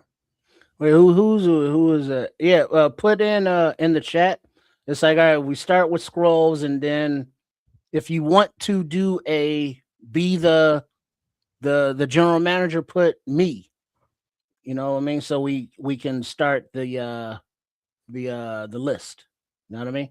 We get two in. It'll just be a rotation, Scrolls, and the same token we can move. Well, not just let Scrolls just go through the whole 7 rounds. Just hold on, Scrolls. Yeah, let him roll. Let him get his shit in, and then we'll get another one that's somebody that's not subscribed that wants to do it. So Scrolls is asking what happens to Austin Booker if we draft Mesidor. So Mesidor played DT for quite some time. He's a viable 3-tech regardless as to whether he plays on the edge. You can kick him inside. So you can get snaps with Austin Booker on the outside and Akeem Mesidor at the same time. That's why I like Akeem Mesidor over many other prospects for that reason alone. So that's my 2 cents there about Akeem Mesidor. But again, I also didn't like the kayden mcdonald film, so that doesn't help the situation. That's okay, man. Let Scrolls get his roll off, and then we'll pick somebody else after that. Trish, you want Kayden Scrolls? Give me a yay or nay, and we'll do. You get picked first. Let him get his roll off. We'll just select you guys out of the chat, pick on pick, and we'll go like that. I think he said Kayden. Well, he hasn't responded since his last response here, so I'm just waiting. He'll say something. I know it's Kayden. Yeah, he wants Kayden. All right. Go for it. Oh. Kayden McDonald's is your first selection for the Chicago Bears at 25 in the 2026 draft. And then now ask him what he wants to do with this next pick. What do we want to do with the next pick? Well, it won't be Scrolls, it'll be somebody else. I thought Scrolls was doing the whole thing. I thought it was a community draft. Well, that's what it was, but now Nomad wants to do it person by person, so I guess that's what we're doing. Because yeah, sometimes we don't have to listen to everything he fucking says. I'm just saying we came in and we told the people. I'll tell you what I will. It was going to be a community draft. We do 2 drafts. We do 2 drafts, and I will be quiet. Let's see how long the fucking takes. Well, that's what I was hoping not to do, but like, all right. Okay, Scrolls, you got yourself a draft, brother. You see what happened here? What do you want to do, Scrolls? We're at 57. Check them trades. Give Scrolls an idea as to what them trades. No, you don't want to trade. Why? I don't know. Ask him. He says, "I'll be quick, no trades." He said, "Let's go. Let's safety. go safety." So that's defense. S. All right, you got Ramsey, Lewis Moore. There's that little short fellow I was talking about. Kilgore, Bud Clark, and Wheatley.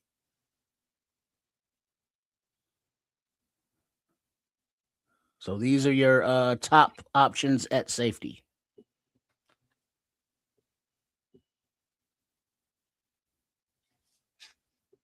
You still there, Red Baron? He's there. He says Bud Clark. Bud Clark. Oh, you really? Yeah. Okay. All right, Bud Clark. There you go. Bud Clark at pick 57. So that's who we got at pick 57. Bud Clark. Yep. So far you got your Kayden McDonald at 25, defensive tackle. Safety Bud Clark at 57. And you are on the board now at pick number 60. 60. And we'll go back to all. There we go. So top on the board, there you go. Lee Hunter on down. Running back.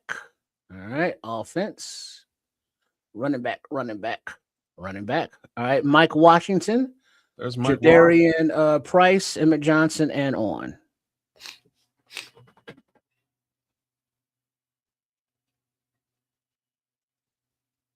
Who do you like there, Red Baron? Say too high for him, but let's go. Ooh. Mike Washington sent. All right, go back to all. The next pick is 89. So you got a defensive tackle, a safety, and a running back thus far. And you have 4 more picks. And we are at all. We are. All right. As the draft rolls on. And you are on the board. Top linebacker. Linebacker is defense. It is LB. Deontay Lawson, Aiden Fisher, Harold Perkins Jr., Kyle Lewis, Caleb Elarms, or Torian York.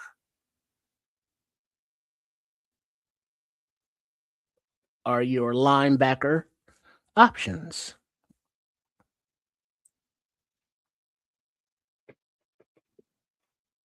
Why we ghetto go Glockior? I like that name, actually. That's a dope ass name. Sound like it's you know. All right, cornerback. Igor Benson, Malik Muhammad, Takario Davis, Hezekiah Masses, Chandler Rivers, and Charlie Dunnings, Devin Moore, and on down. Are your cornerbacks? The top cornerback is 79 here. We are picking at 89. That is a bit ironic coming from Glockior, though. No? What, ghetto? Yeah, just a little ironic from a man named Glockior. Just saying. I like that name though. It's like Glock Claire. Now all I can think about is chocolate eclair. Ah, see, you and the damn food, man. I wasn't hungry.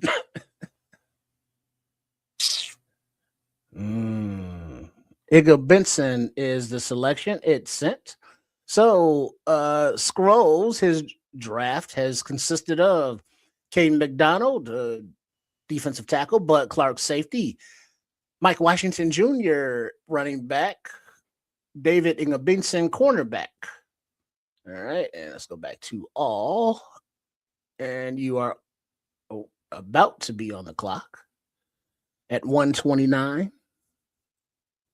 Right now. Almost. All right. Look, linebacker. Now that's defense. LB. All right. On the clock now. No trades. All right. Top linebackers. Caleb Elam. Caleb Elams or Torian York, Kendall Davis. Glockior ain't having it with the Scrolls. Says, I hope you never get a GM job for the Bears. I hope you get it for the Packers and make them trash. Oh, damn, Scrolls. Elams or it is. All right, so the next pick is at 239. Go back to all. All right. A position group you're leaning toward there, Red Baron?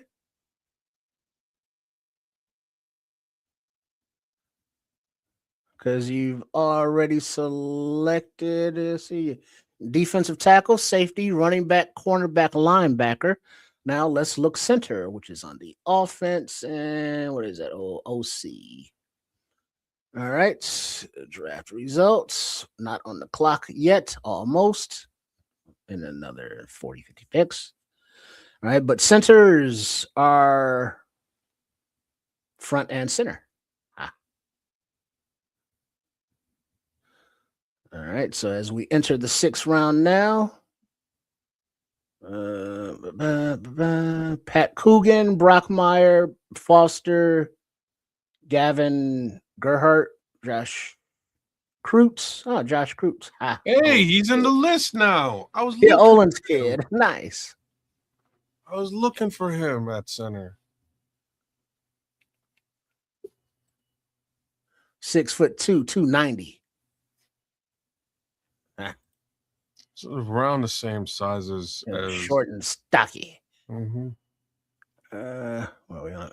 Nope. Oh, no. It's not on the clock yet. Oh, nope. Okay. Still waiting. He says Pat Coogan.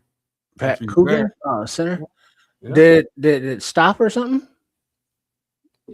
Say what now? Wait, resume. All right, I guess I paused it. All right, Pat Coogan, center. That's what he OC. says. All right, let's see if Pat is still on the board. He's the next center up.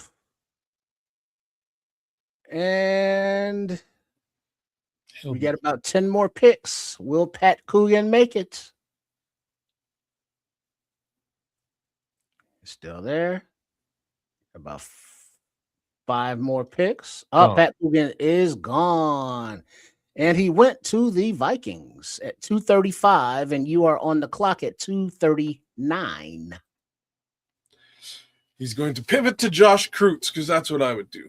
But Do you want to let's look see what back he at center specifically?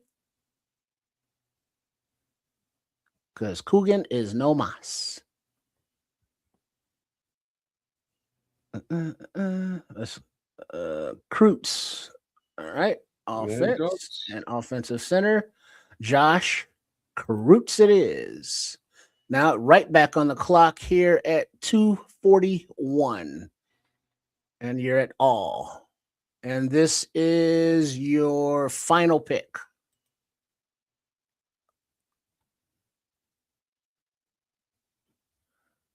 Let's see. Cornerback.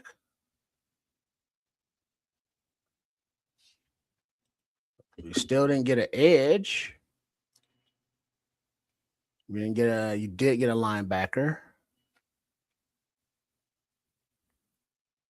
The decisions. I need a returner.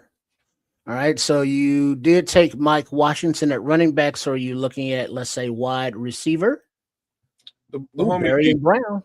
The homie in DT will be around there if you're interested. He'll be around. Who's that? I'm not sure.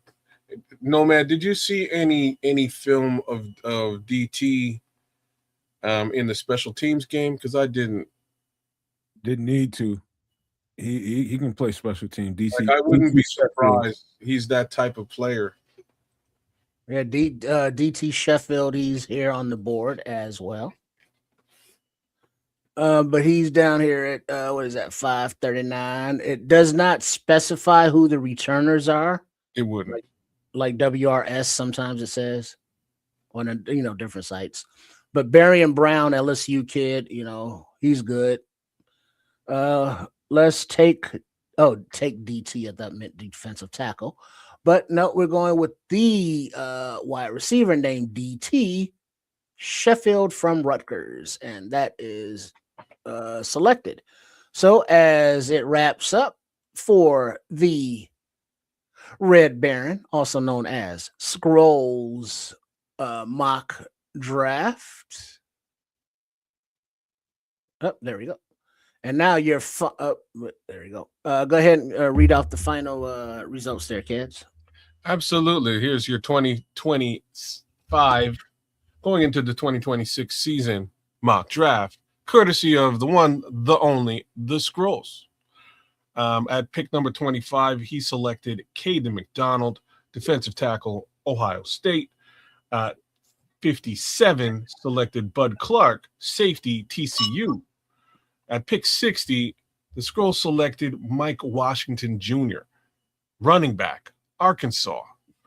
At 89, selected Davison, I'm not going to butcher your last name, at cornerback, Ohio State. David Igbenison. Say that 3 times fast. What he said. David Igbenison. Yeah.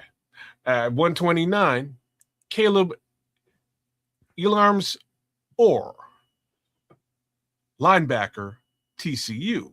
So a little bit of TCU love here, a little bit of Ohio State love here. Next up at pick number 239, we have Josh Kreutz, son of the legend, Olin Kreutz, offensive center, Illinois. And for the final selection at 241, defensive tackle, defensive tackle. His name is DT, my bad. DT Sheffield, which I'm going to call him Don't Touch because it's hard to get your hands on. Wide receiver, Rutgers. Look, I think this is an awesome draft, except I need a fucking edge. That's me. That's just me. I need an edge. We've neglected the position too long. Now, here's what Scroll said about it in the chat. He says, no edges, if no Garrett. I'm going with Booker. So he's basically hedging his bets here and saying he's going with Austin Booker on the edge, and that's that. Build up the interior, okay. And I get it. All right, so Myles Garrett or Austin Booker or bust. Mm-hmm. That's what he's saying. All right, cool. What do you think there, chat? What grade would you give this mock here? Yeah, chat. What would y'all give this mock from a grade perspective? A, B, C, D, pluses or minuses. What are your thoughts? I'm not going to give any grades because now as A plus the scrolls. I should have known it was the scrolls. That's what they call the self-assessment. Yeah, that's okay. I'll grade my own test teacher. That just reminds me of work, man. I was going through my end of year review and I had to do my self-assessment, and my boss looked at me when we were covering it. Z minus Glockior. Damn, Glockior got no love. Man, is it Skeletor or Glockior? I'm not sure which one. Well, you got a B minus from M. Okay, M. That's a bit more real. Yeah, it's like, yeah. That's a bit more real. You know, all right. Who's up?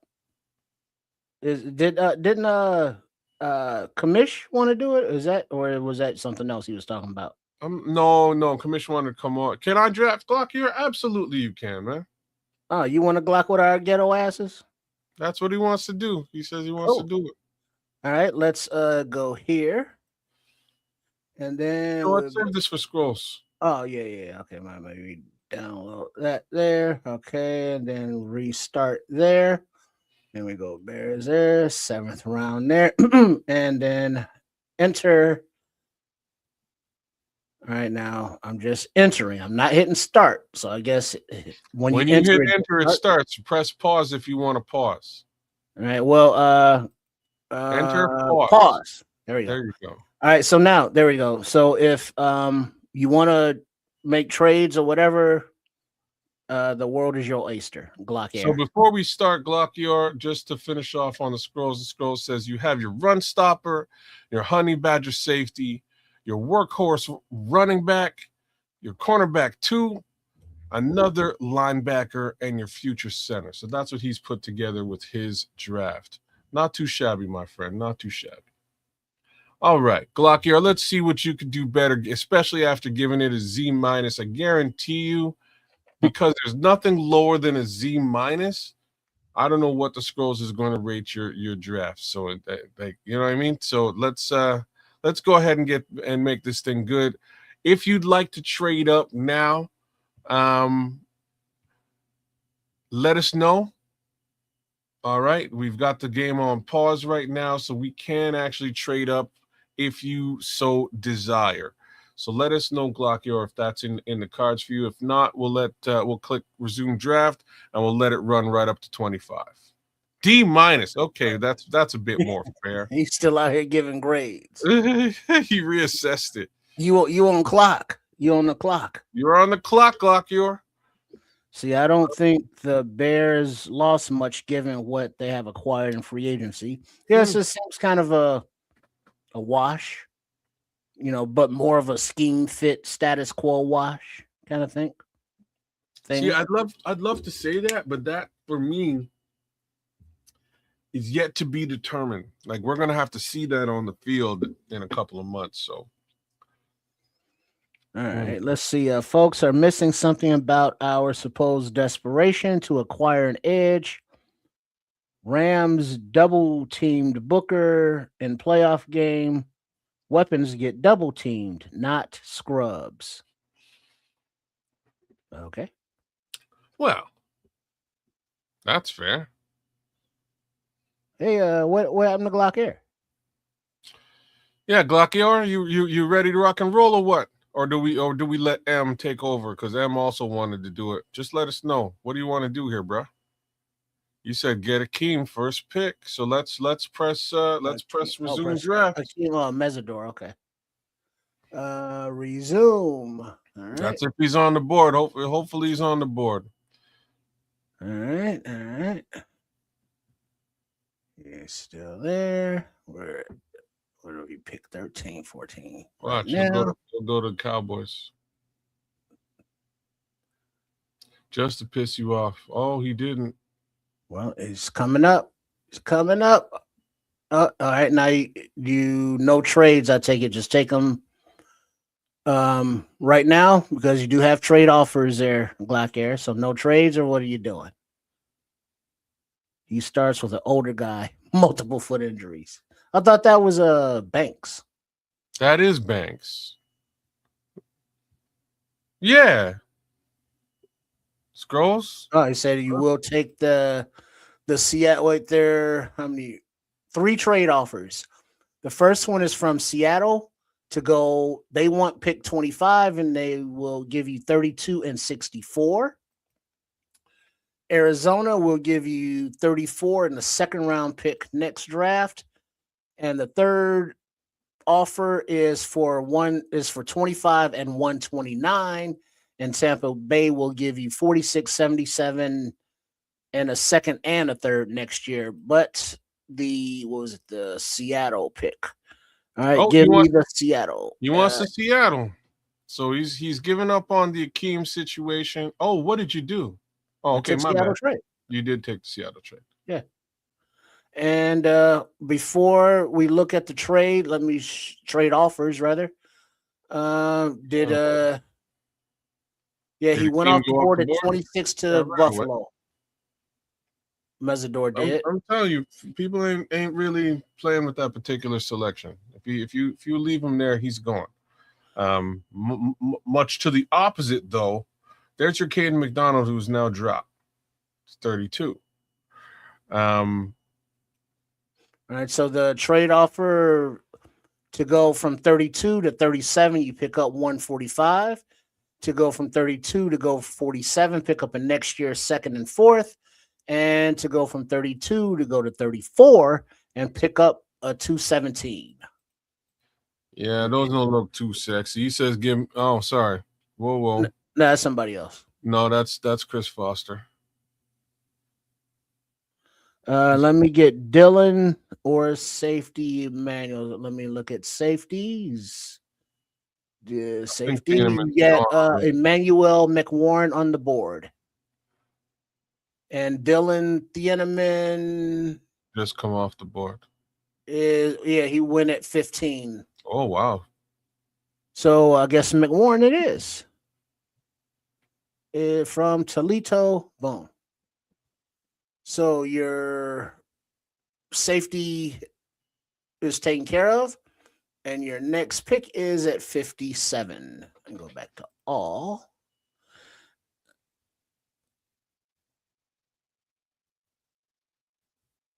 All right, you got Armin War, amazing pick. Yeah, you're welcome. All right, trade offer to go from 57 back to 73, and you pick up a third next year. To go from 57 to 74, and you pick up 97 from the Chefs. And those are your 2 offers. On the board, you are One more time with those trades, brother. trades. Yeah. To go from 57 to 73 and pick up a third, and to go from 57 to 74 and pick up a 97. Okay. He says he's good, so we'll leave these trades alone. All right. You're on the clock at 57. Your next picks are at 60, 64, 89, 129, and 239. And any position groups in particular you want to look at? He's asking Zion Young still on the board. What is that? He's Defense? not. Go Who's to that? edge. Edge. No, he gone. No. Yeah, he's gone. Zion That's Young. why you get the edge right away.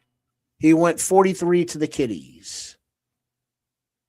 So Cassius Howe's a nice edge. Dennis Sutton's a nice edge, but that's a little bit further back. Romello Heights okay.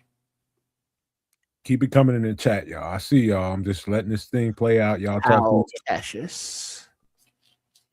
Go back to all.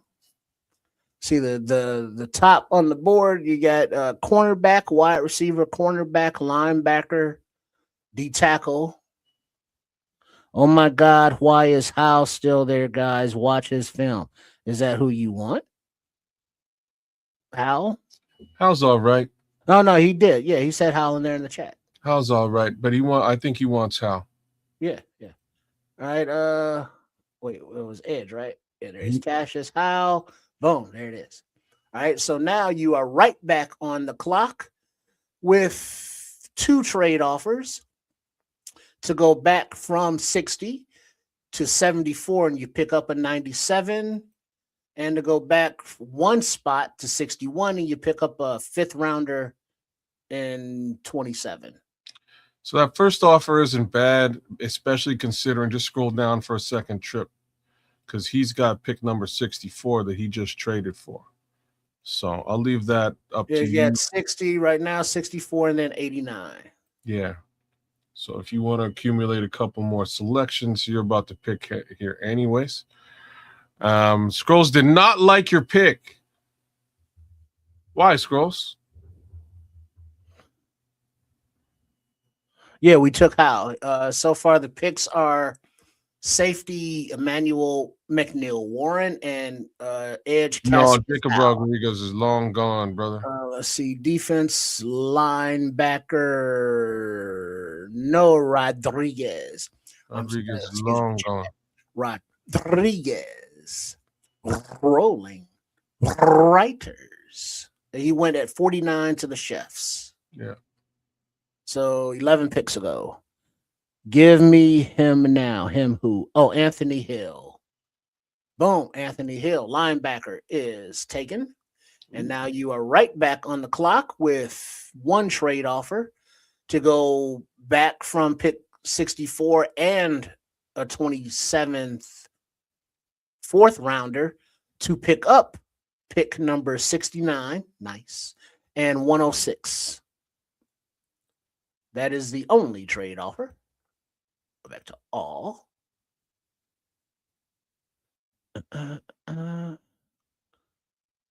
Let's see. Top on the board is what do you got there? Brazil, wide receiver, defensive tackle, cornerback. I'll take that. That trade with the Texans. Yeah, he's gonna go back five selections and take the extra pick. Okay. Accept. All right.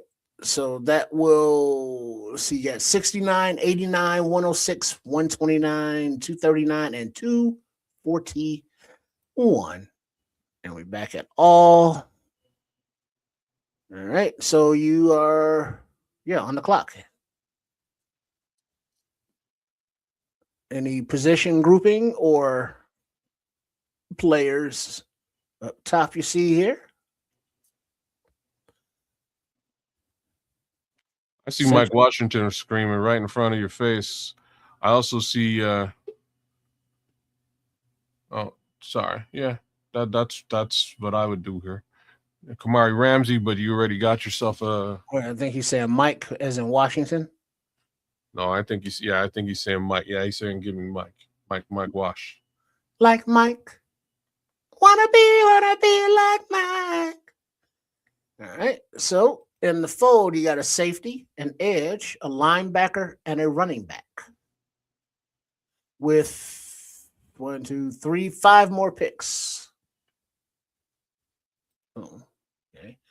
All right. Trade offer to give up 89 to go to 91 and a 6th rounder, or to go back from 89 to 127th and a 3rd rounder. Yeah, no. Well, I'll leave that up to you there, homeboy. But that looked like crap to me. All right. I'm good. Good on the trades. So Emmett Johnson, Connor Law, Bryce Lance, a nice wide receiver. Daryl Jackson Jr. Like you might want to be looking at the interior defensive line at this point. That's just my little 2 cents there. Dominique Orange is available as well. Double dip at edge and make Booker ride the pines. I would pick up a wide receiver, center. Decisions to make. Any positional groupings you need to see? Because it gets interesting when you're actually doing the thing. It takes some time. Let me get Zachariah Branch. Wide receiver, Zachariah Branch is boom. There it is. All right. So that I would assume that he can return as well. You got 2 votes for Connor Liu, who just went off the board. Now, 1 trade offer to go back from 106 and give up a 7th rounder next year to get pick 116 and 155. I'd actually do this trade, but that's just me. And then the tops on the board for all are right here. Sophisticated thoughts, giving a little lowdown on Zachariah Branch. Zachariah Branch is a very explosive wide receiver. He will actually give you DJ Moore vibes. That's a nice pick. All right, and he did accept that trade. He took the trade. And so that will give you picks. Wait, hold on before we look at that. 116, 129, 155, 239, 241. You are on the clock now with 1 trade offer to go from 116 and give up 241 to go back to 119 and pick up 200. So you go back 3 spots to pick up 40. Man. He says he's doing it. I'll do it. And it is done. All right, so now you're right back on the clock with no trade offers, and the all is selected. Players he lost on that trade: Keegan Trost and Dominique Orange. So you got to do the DT thing now, bruv, before it's too late. That's my 2 cents. All right, DT. I like this. Hit the subscribe button, people. Hit the subscribe button. Yeah, this little guy got some bend too, right there. Landon Robinson. Daryl Jackson's okay. Dante Corleone is down there. Who else jumps out? That's about it at this point. Now we're getting into the weeds. Let me look back. This is DT. Daryl Jackson Jr., Landon Robinson, Zane Durant, Tim Keegan, Dante Corleone, Nick Barnett, Rayshawn Benny, bigger deal, Paul, is that do we expect Grady Jarrett to be on the team next year? I don't know. So you got to draft and develop at that position just in case Grady hurts himself or he proves not to be the Grady Jarrett of old, right? All right, it says nobody tickles his fancy there. Still thinks they can develop Dallas Shamar Turner, probably, yeah. All right, so we're back at all. Let's see. You already Go O-line. So check the O-line. Offensive line, tackle, guard, center. Yeah, what do you want to look at there? Or we could do Oh, sorry, all that was three. No, we can't do all three. Nobody strikes my interest. I feel like we can still develop Dallas Turner. All right, you mean Shamar. Okay. All right. All right, here's your centers. Golden, Logan Jones. Just talked about him tonight. Nomad broke him down there from Iowa, Hawkeyes. Jake Slaughter, Trey Zune, Pat Coogan. There's your recruits down there. So you got some center options. You'll take him. You'll take him. Who are you taking, Glockier? And Paul, Gallimore is here, but we may also center, Logan Jones. Right. Javon Dexter. Which center are you talking about? Jones? About Logan Jones. Yeah, the one that we talked about tonight. It's probably Logan Jones he's talking about. Okay. I just want to get a little verification before I send it. And then so take the center from Iowa is sent, Logan Jones. Go back to all. All right. And your next pick up is 129. And you are on the clock. That was fast. Offensive tackle, linebacker, cornerback, wide receiver, tight end, quarterback, cornerback. There's McGowan. Talked about him tonight too, didn't we? Yeah. Or last week or something. Glock Pace. People named Seth worry me. I just like to put that out there. Seth MacFarland. All of the Seths. Seths. What's the plural of Seth? Sethers. Seths. Seths. LT Overton is, I just saw that. There he is. Edge, Alabama. LT Overton is really? In the Izzy. All right, so you got on the clock. Oh, no, not yet. Next pick at 155, so coming up. All right, you got LT Overton in the fold. Damn. And that's two edges there. Cassius Howell and LT Overton. See, it does look like people are also weary of Seths. Mm-hmm. Seth McGowan dropping. Now, yep, still there.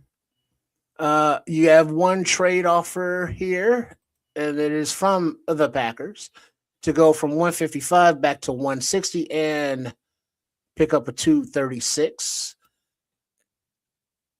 Notice, somebody else. Let's just scroll. JC Davis. Wait, no, that's somebody else. JC Davis, offensive tackle. All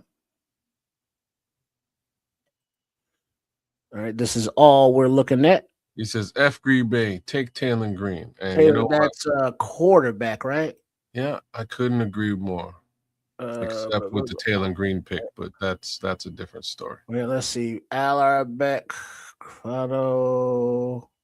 I do not see Taylor Green. So go to the list of selections. I think Taylor Green just got picked up. Yep, there he is. He got picked? Yeah. Yep. The Texans top of round 5. Yeah. Just missed Taylor Green. Where do we go next, good sir? What are your thoughts here? This is why am I so far down? This is the top here. Damn, he says. I don't mind doing the commentary. It's actually fun. He says, "Help me, guys." All right, let's look. What position? Because you've taken a safety, 2 edges, a linebacker, a running back, a wide receiver, and a center. Go to DT because again, it's the one place we haven't addressed. Well, OT. I wonder if Corleone You is only got one safety. DT, you got Dante Keenan, Corleone. Corleone, Barrett, Bunny. I want a sneaky DT. Yeah, there's your Dante Corleone. Yeah, take him. The senior from Cincinnati. Is that the sneaky fella you're referring to? I believe so. I will allow Glockier to make his selections, but that he says, yeah, okay. Okay, boom, there it is. And you got 2 more to come. boom. Yep. Next pick at 200. Go back to all. Now, any position groupings that you want to look at? There's J.C. Davis, and he's And there gone. goes JC. And he's gone. Lorenzo Styles, that's a safety, right? Oh, he got to be gone.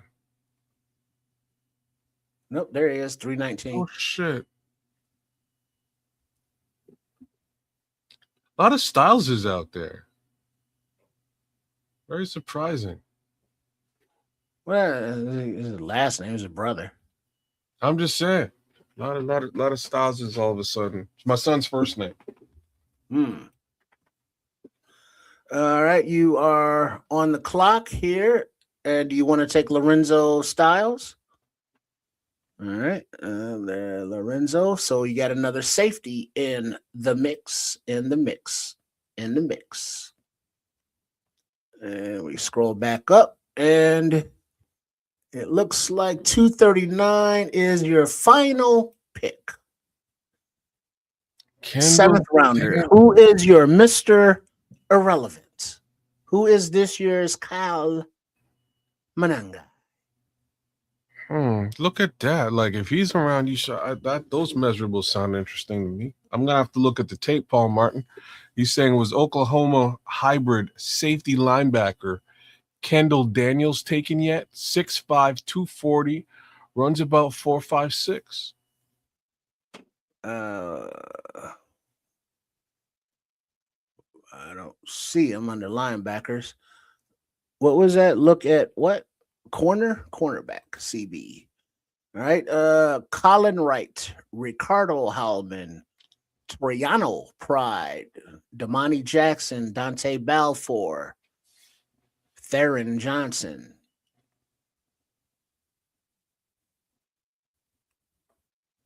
Are your cornerbacks.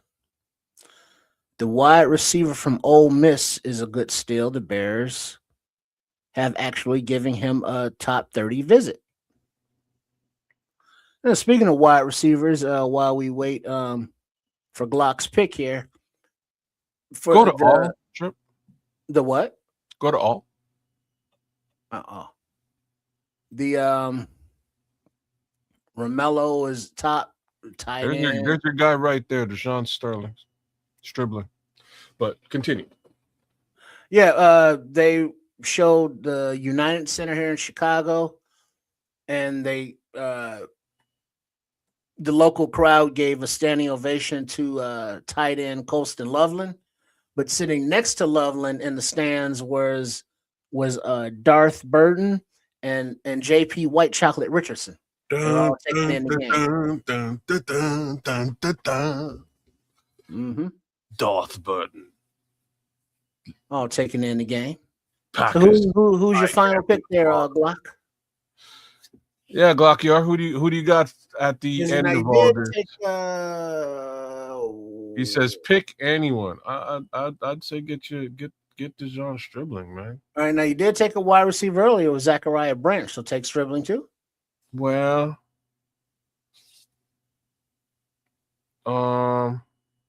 you almost can never have enough wide receiver talent. That's for sure. So anything else that jumps out? So what? Let's just So okay, let's just quickly go through. He got a running back, wide receiver, center, safety, edge, linebacker, another edge, a single DT, and another safety. Not bad. Like, what do you do with this selection? Maybe like Romello Brinson's a good wide receiver too. What about tight end? I mean, that was one position that hasn't been addressed. Did the Navy wide receiver? Go to wide receiver. Heinrich. Like I would get Dejan Stribling over Heinrich, but he's an awesome Swiss Army knife. Yeah, but he's also gone. Yeah, okay, he's gone. So let's check tight end like you're suggesting. He's Glockior's interested in tight ends. All right, Daquan, right? Will Kasmerick, DJ Rogers, Don Villari, Riley Nowakowski, Seydou Touré. All right. So which one you want? Daquan?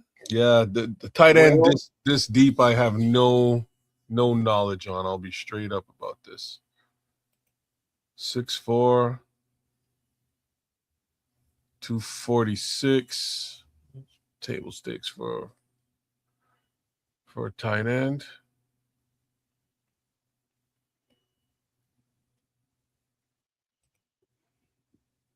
Wait, I can't lower. All right, so Daquan, is that what I'm hearing?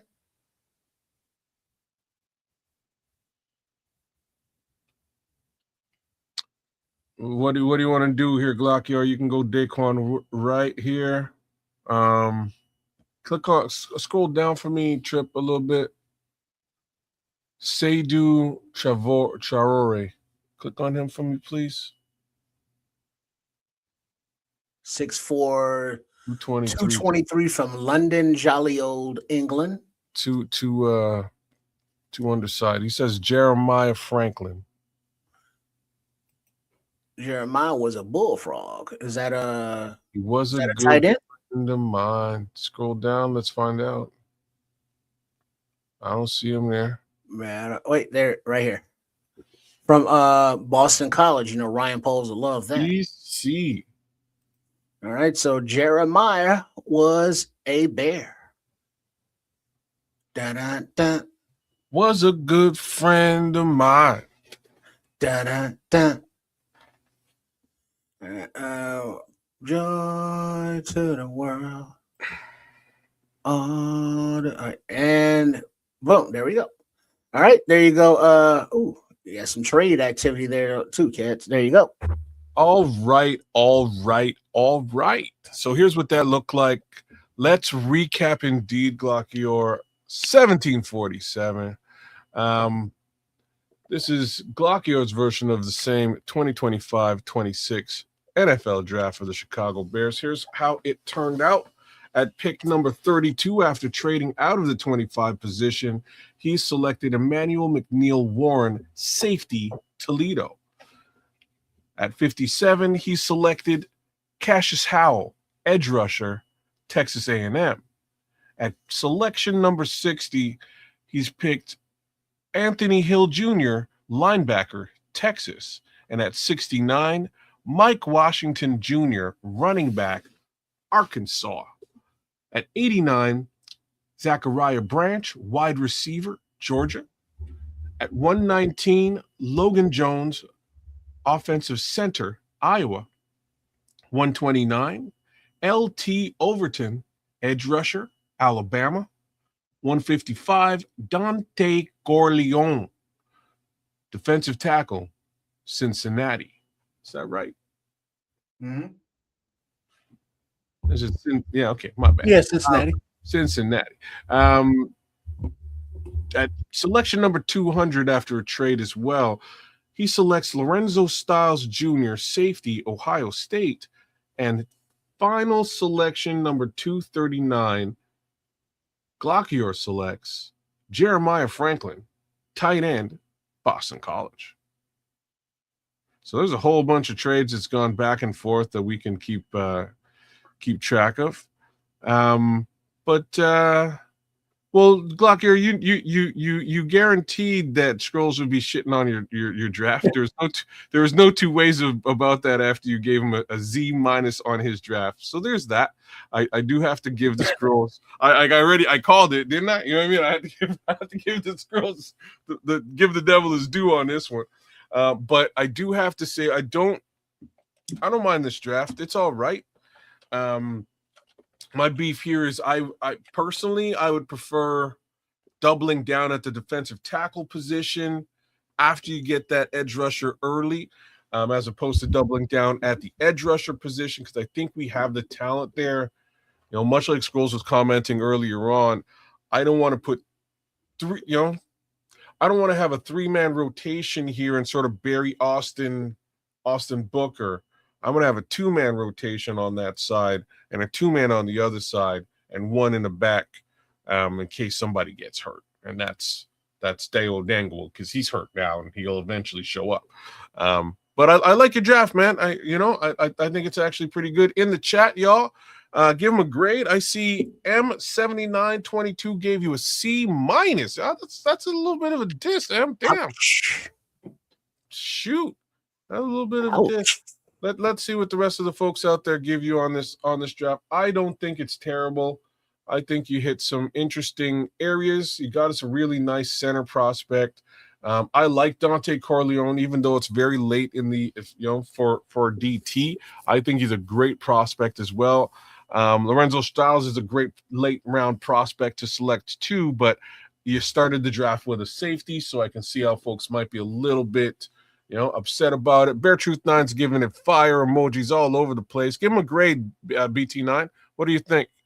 The Scrolls are saying no run stopper. I can't argue with the Scrolls there, and that's why I'm saying I would be doubling down on that at that DT position, because we need a true 3, and we kind of went back and forth a little bit in the chat. I don't know about Grady. I also don't know about Javon. Javon might not be here next year this time. So, those two things might be where you want to double down and correct. And just a little FYI, in real time, that one of the players selected here, just this week, Nomad was talking about top 30 visits, and it was like, oh yeah, Ontario Thompson, a defensive tackle from Washington. But medical related, Dante Corleone is having tightrope surgery next week on his left ankle. Yeah. Well, so much for Dante Corleone. That was more my suggestion, so I'll take the heat on that one. I did not know, but we're selecting a DT very late in this draft, so such is life, unfortunately. But yeah, we got some noise in the chat. I love it. I love you guys going back and forth about how this looks. Bear Truth 9 gave you an 8.0, wherein everybody's giving ABC grades, but that's fine. I'll accept an 8.0 as a solid B. I think that's what that looks like to me. And Scrolls. I think there's a couple of starters here. I think definitely Emmanuel, definitely Cassius Howe. But you know what, Scrolls, maybe you're right, man. Maybe like Mike Washington is not going to start over DeAndre Swift this season. And I'm not as familiar with Anthony Hill Jr. You jumped out and really grabbed that selection. I'm going to have to look at Anthony Hill Jr.'s tape now. Ricky. But yeah, I'll have to look at Anthony Hill Jr. and get an understanding over of why you jumped out so quick and made that selection. Dennis Allen prefers more of an explosive DT. That's why they let Big Billings go. He requires more penetration than just big body run stopper. And that's where, like you saying that, Sophisticated Thoughts, that's where Neville Gallimore comes to play. So I'm kind of excited to see Neville on our team and what he can do, especially after his last season. and how he's improved. So I think he'll fit exactly that mold of being a run stopper that also gets penetration. He's got a lot more get off than Andrew Billings ever did. So we'll see how that all works. But nice draft there, Glock. Man. I think you did pretty good. Grade my picks, please. I want you guys to grade me too. Okay, all right. Push him hard. Okay, fine. All right. So my thoughts on. Okay, so right away you traded out of 25. That's fine. You made it a pretty solid trade. You got some good capital there, getting 64 out of the mix and moving back to 32. You made your first selection being Emmanuel McNeil-Warren.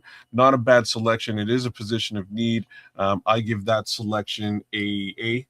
I'll give it an A caliber selection. At 57, you went straight for the edge rusher position and selected Cassius Howell. Cassius Howell is a great talent. I'm going to give that selection a B plus. Anthony Hill Jr. Again, I'm not familiar with this linebacker. I've looked at a bunch of linebackers here this season. He's not one of them. So I don't know what to give this selection. So I'm going to at number 60, especially, I'm going to give this selection a B minus. Mike Washington Jr. I would love to see this player on the Chicago Bears. I think a lot of us feel the same. I'm going to give this one a B plus. 89. Zachariah Branch, not familiar with this wide receiver either, but from what you gave me in the chat, you're saying that this guy has some experience with Caleb Williams. That goes a long way, because again, we've gone through a couple of years where the connection with DJ Moore was a little bit shaky. If these guys already have a bit of a rapport, and you're saying part of what you were also saying is that he kind of does remind you of DJ Moore a little bit. I appreciate this selection at the time, so we're going to give this selection as well a B plus. Logan Jones, I give this selection a B. Just for where it is. I think Logan Jones, you probably could have got him a pick or two later, but I like the player, so I'll give it what I did. At 129, you selected Overton, LT Overton. I give this selection a C minus. Overton's a really solid edge. Don't get me wrong. It's got nothing to do with the player or his capabilities. It's got everything to do with necessity at that point. I think we're really well stocked with Cassius Howell as an addition. Overton is a little bit of overkill when we do have other positions to attack, being again 1 tech, 3 tech. That's my thoughts there. After that, at 155, we've got Dante Corleone. I will take some heat on this one, especially because he's hurt, and I'll give that a solid C. Lorenzo Styles Jr. at 200. Because we need safeties though. Like, it's not a bad selection. I'm going to give this one a B minus. He's a good safety talent, and again, we kind of emptied the Koifer at the safety position this time around. So, rounding things out, we've got Jeremiah Franklin, tight end, at 239. I will give this selection a C. I don't know anything about Jeremiah Franklin, but more position of need case scenario. I can see him being a solid contributor at the tight end position. We've lost a couple of tight ends, so I'm not mad at that one either. So I think we're probably in and around a solid, I don't know, B minus, C plus. Yeah. Without breaking down each player, C plus. C plus. Because there is some questionable scheme fits kind of thing. That's another thing too that I didn't really want to get into. You're right. Yeah. Yeah, but also breaking news. The Bears possibilities for comp picks next year goes up, but not the way you think, though, kids. The Eagles are signing edge rusher Joe Tryon Shoyinka to a 1-year deal. So another Bears free agent being signed and paid on the open market.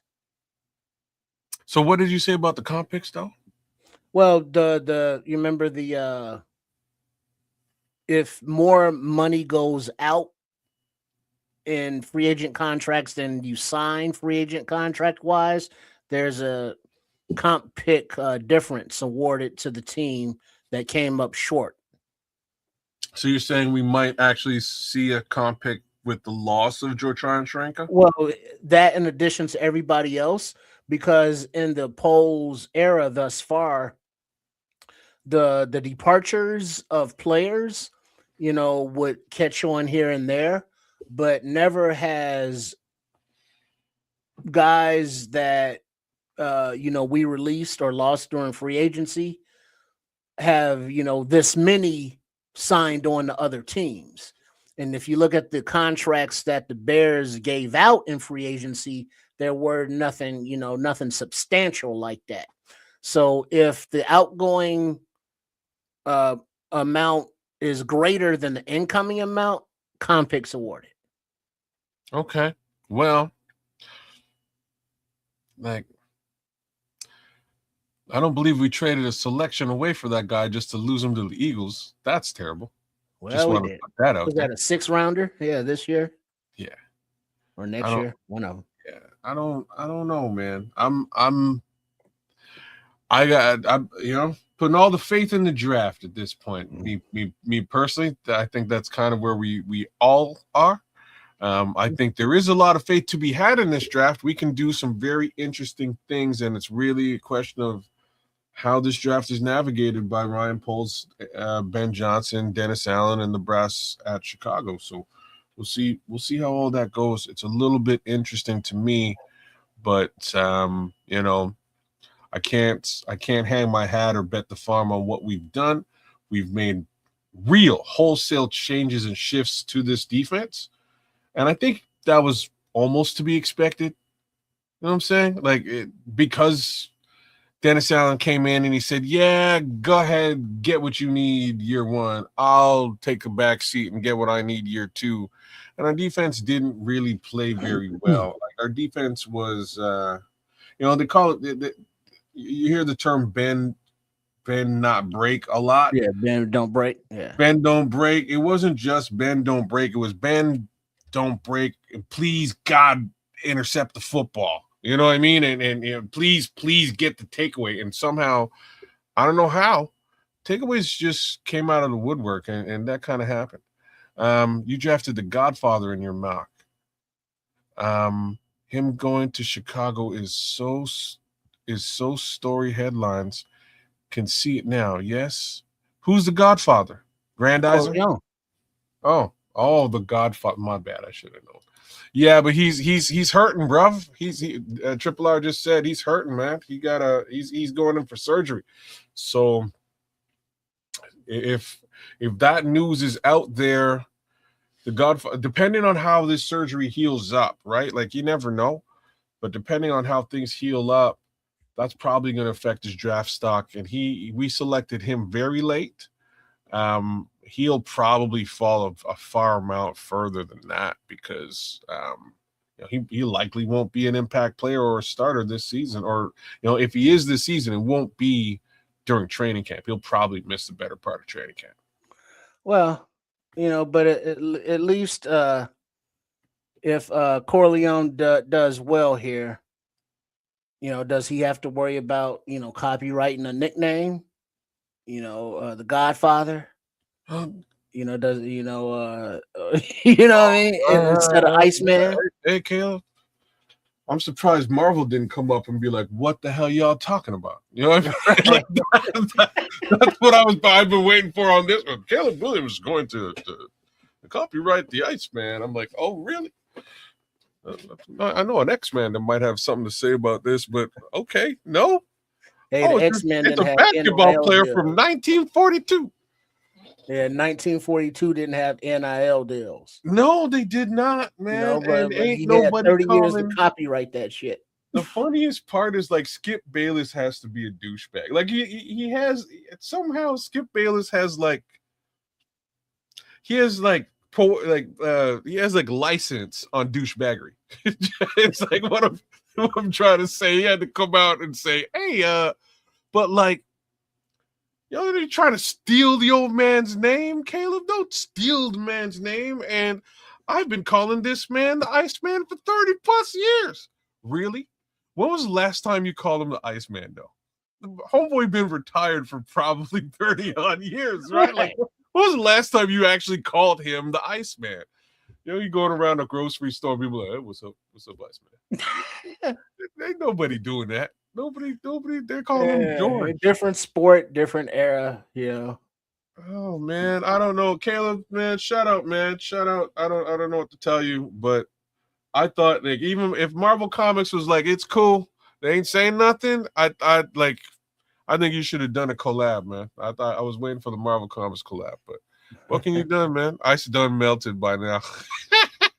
Hey.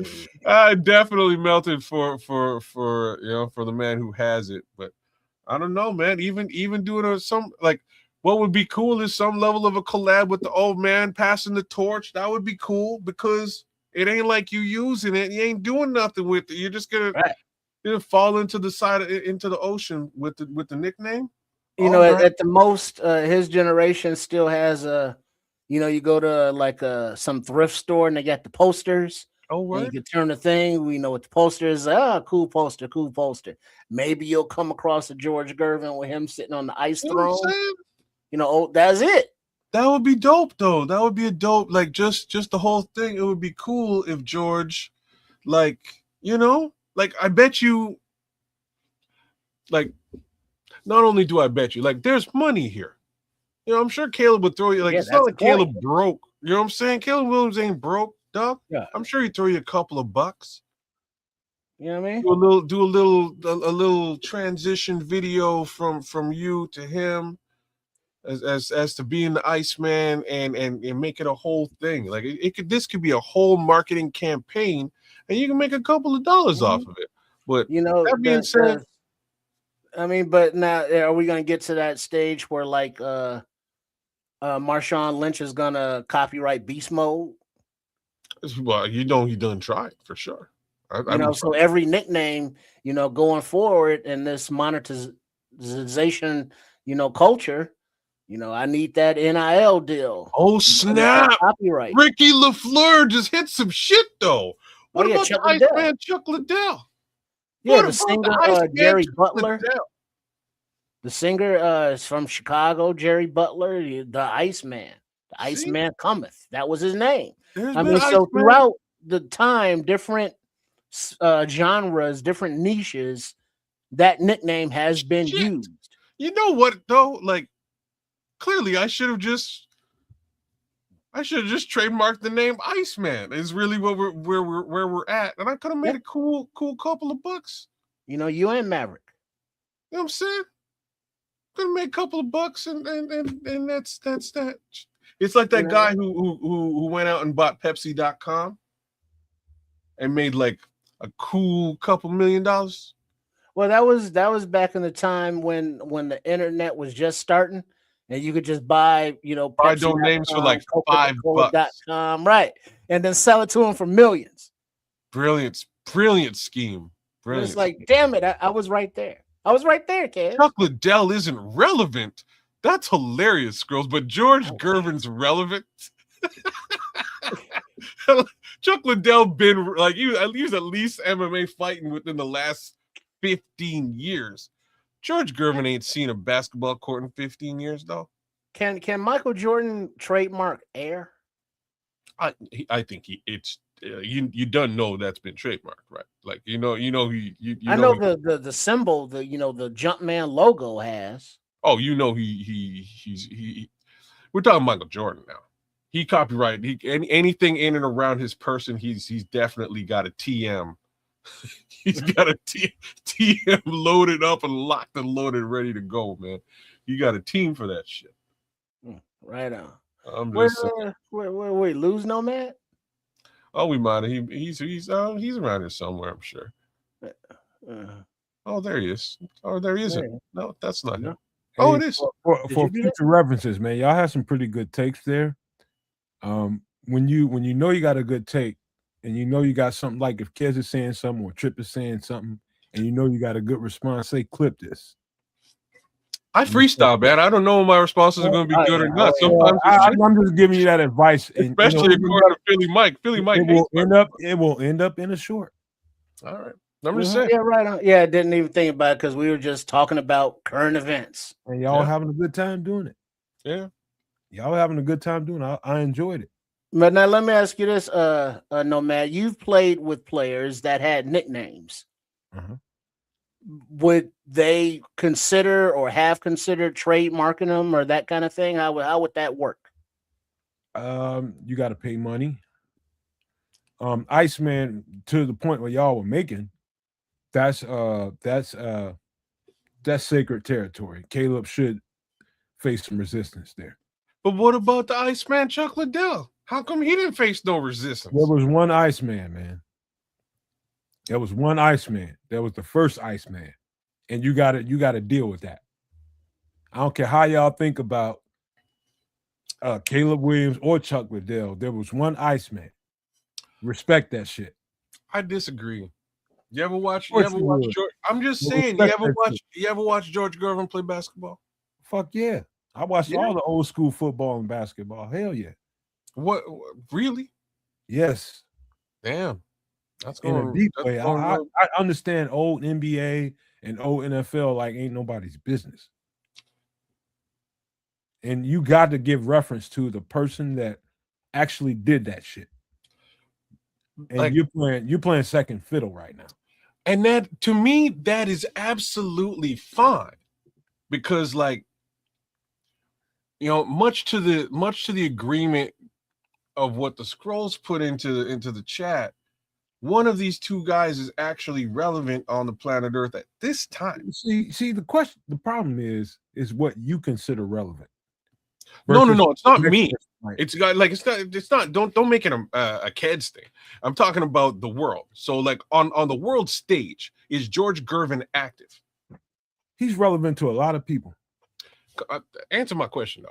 On the world stage, is he active? He's a retired old man, but that's what I'm trying to say. The correlation you're trying to make is I'm trying to answer the that's irrelevant. Relevancy, right? This is where relevancy comes into play. That is irrelevant. Right. If you're not active on the world stage, and it's been decades since you've been active on the world stage, then perhaps you pass the torch. Okay. I'm not saying he was never the Iceman. I'm not saying that he won't technically continue to be the Iceman. But I'm just saying that, you know, out of nowhere. Say what? I hope some young kids, a Canuck comes out of nowhere. That's okay. I'll change my name. Okay. But that's about the gist of it, man. When you start I'm saying, like, it could be worse, but like that's really the difference. The real difference is who's actively participating in something and being regularly seen, and that's where the question of relevancy comes into play. You know, he's like I'm saying, he's the Iceman at the grocery store in today's world, and that's cool, but Caleb Williams is the Iceman in professional sports. My uncle had this picture of the Iceman, the original Iceman, where George Gervin was sitting on a block of ice carved out in a chair, with two basketballs that look like ice balls, and he's in a jogging suit, and that shit was dope. I bet you it was cold as fuck. I mean, really dope. Just because that might be. You see that shit, and it was just like, that's the dopest shit ever. And I actually believe, if I'm remembering right, I think it was New Balance sneakers. These were the first New Balance sneakers out there. You talking about an originator. I love Caleb Williams, and I love the idea that he's the Iceman and how he's projecting the Iceman as he's rubbing his arms as like I'm cold. But there it is, blow that up, trip on the right. Yeah, let me see if I can in there. Wait. That's so original. That is so original. Well, I can't take anything away from that. All I'm saying is I think it would be on his wall. I think it would be super cool if they and Marvel. I think the three things you can't because I'm a comic book guy. Iceman is one of my favorite comic book characters of all time because of Spider-Man and his amazing friends. But anyways, I think you do a 3-way collab with George Gervin, passing the torch from this exact position, right? I would recreate this throne and make it even more dope, like Game of Thrones style. You know what I mean? I'd make it. I get somebody really, really sculpt out a crazy ice throne for this guy, and have him pass the throne over. Pass the torch over. Tell me that. No, that's awesome. This is pretty cool. How long ago that was? But this is my point. Let's pass that torch. Let's move into the year 2026. No, hell no. Gervin, make him struggle for that. I hope Caleb gets it, but make his ass struggle for it. Why struggle? Man, make him pay for it. I'm sure Caleb just say, hey George, here's a check with 6 zeros on it. Pay for it. You know what I mean? Just like you pay for like if you got my jersey, you got my jersey number. I'm coming over your team. That should be 7 to 8 zeros on that. That's fine. Give him $1 million. Who gives you like this is what I'm trying to say.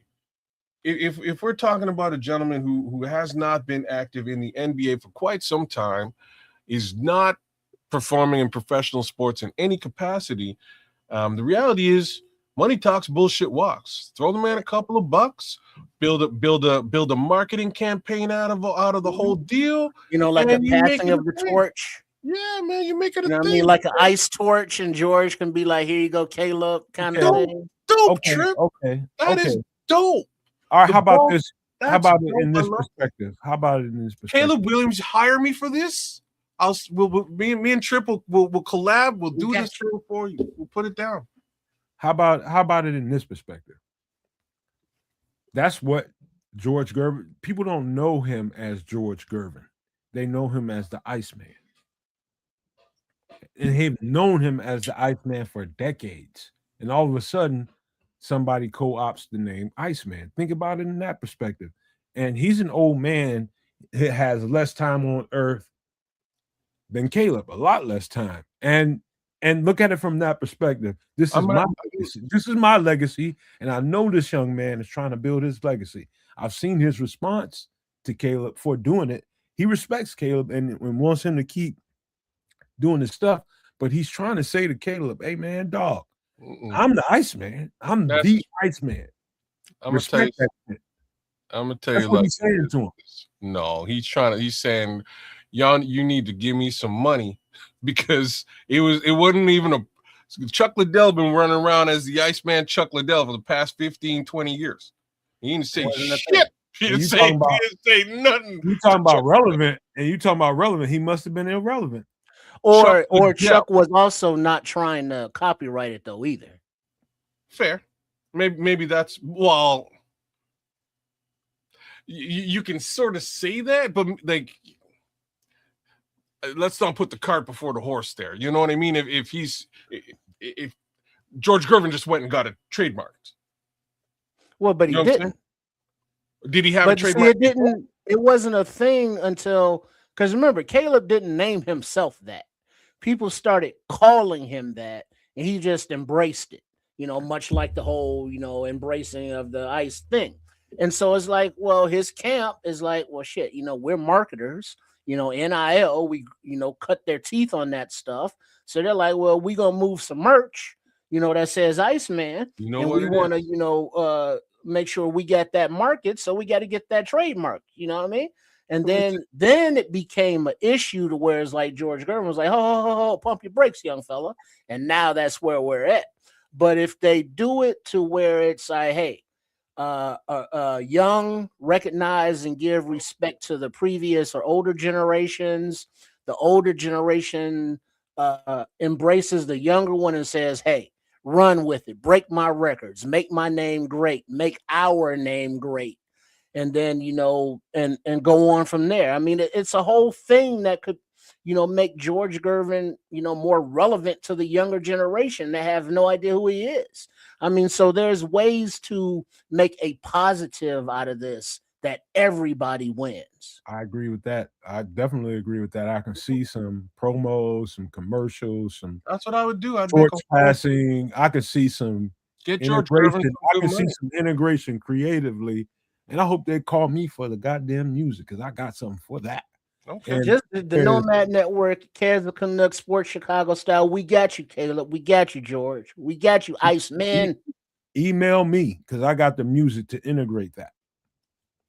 And yeah, man, I can see the proper exchange, but right now I can see Caleb's point of view, of course, but I can definitely see the actual Iceman's point of view. Like, hey, man, dog, this is my legacy. This is when I'm gone. When I'm gone, people go search the Iceman. I want them to see me. So there is very much sentiment for either way you look at it. There's no way to get around that. So whatever that is, it's gonna be. You fellas, y'all wanna close this thing or y'all wanna keep going? No, we can close it out. Yeah, we can shut things Is down. Chuck Liddell still alive? Come on now, man. Chuck Liddell, like Cauliflower ass he's year. barely 50. Well, I mean, he in that profession, that don't mean shit. Oh, I'm not saying he's a genius. You know what I mean? But the British Bulldogs, they were like what, 30? Different situations. Well, I mean, Eddie Guerrero, he was like what, 40 something. Yeah, but when you're on the road for like yeah, exactly. That's why 90, I was asking. 90 days a year, you might That's the only reason I was asking. Yeah. I'm not saying he's old. I'm just saying, they get rode hard and put up wet. Oh, and so like bring him into it, it's like have a whole Iceman triumvirate. That would be the dopest. Honestly, that would be so dope. Like Caleb Williams, I really hope you're watching this show. That would be so dope, man. You get Chuck Liddell, Marvel, George Gervin. I don't know anybody else named Iceman, but if there is, Jerry Butler. maybe even you Jerry just throw Butler, the mob, Krasinski. Okay. Yeah, man. You just take images of all of those things and you roll it in. Well, don't invite him though. No? Well, he was a mob enforcer. So well, that's okay. I'm just saying, just from an imagery perspective, you could roll all of these things together, and because he ice people. I love that. That's a yo. Okay, maybe you don't. Maybe you don't include him. But yeah, man, I think that would be awesome. That'd be a really cool collab that you could put together from a marketing perspective. And again, like most importantly, show love to George Gervin.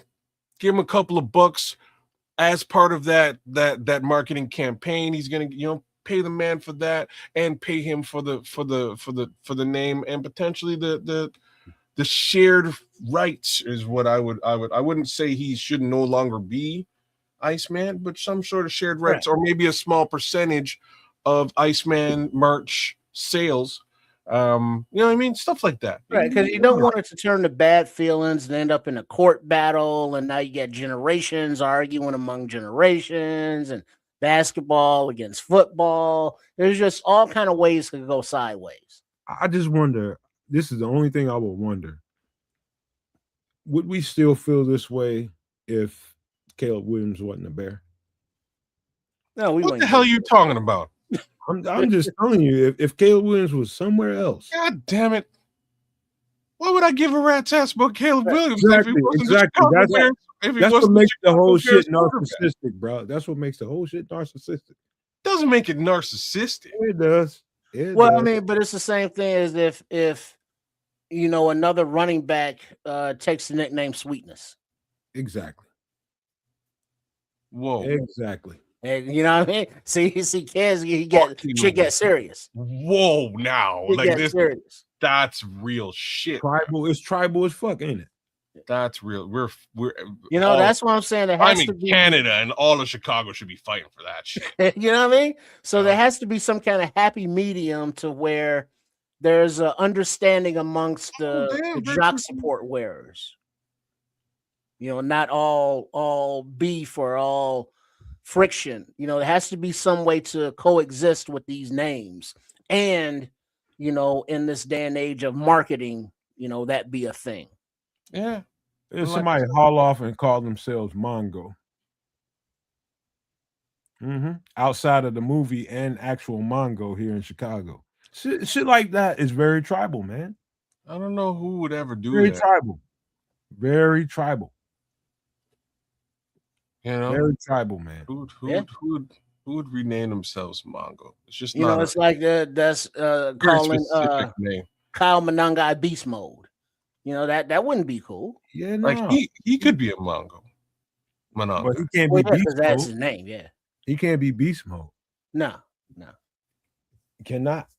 And so Yeah. so when you consider all these things, man, I just I have no problem what they do legally. It's whatever happens legally is what happens legally. Once it's on the books, it's on the books. And no matter what anybody feels about it, it's just what it's going to be. I'm just saying proper consideration takes a little context, man. No. And I'm saying the same at the end of the day. It's just money, though. You know, that's really Well, what yeah, it is money, but there's also respect. Yes. You know, pay And the those man. aren't always in the same lane.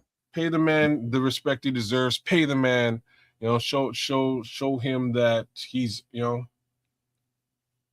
that the moniker that you're taking on is worth something, because it's definitely worth something to him, right? So that's my thoughts there. But straight up and down, I think that collab idea would be the coolest thing. Put it all together, roll that thing out. Just before the 2026 season, and I would buy a fucking jersey tomorrow. You know what I mean? You know, you have George Gervin up in the box at Soldier Field as a guest. Oh, to make it even better, with like ice white Bears uniform too. Oh, the ice night, and then like have an ice night with all white unis and have George Gervin up in the thing. Yeah. Now we talking, man. And then Nomad doing the soundtrack for the timeouts and shit. All it is, Trips, is a commercial, kind of like the Allen Iverson Reebok commercial with some kind of nice little beat to it. And George and Caleb is out there just throwing the ball, and you hearing the throws zipping through the wind. And there's ice references in the throws. And then next thing you know, out comes out of nowhere, like God is coming. And out comes out of nowhere, out of the stands comes the Iceman with an actual ice block that he passes on. Looking approvingly, nodding his head type shit. Passes it on to Caleb. And then Caleb, kind of like bows down, like, thank you, sir. Yeah. But can you imagine George Gervin's home and his whole everything around him? I bet you ice is everywhere. I'm talking about the name Ice is everywhere because that's who he is. Yeah. Well, nobody's telling the man like sell all your shit. You know what I mean? Like get rid of all your memorabilia. No, man, make him like. In my opinion, he should continue to be. You know what I'm saying? He should continue to be the Iceman. Period. I don't see his family or friends or fans stopping from calling the guy the Iceman. Well, but now Red Baron is saying Iceman and the Iceman are two different things as well. Yo, we got a super chat, man. You want to?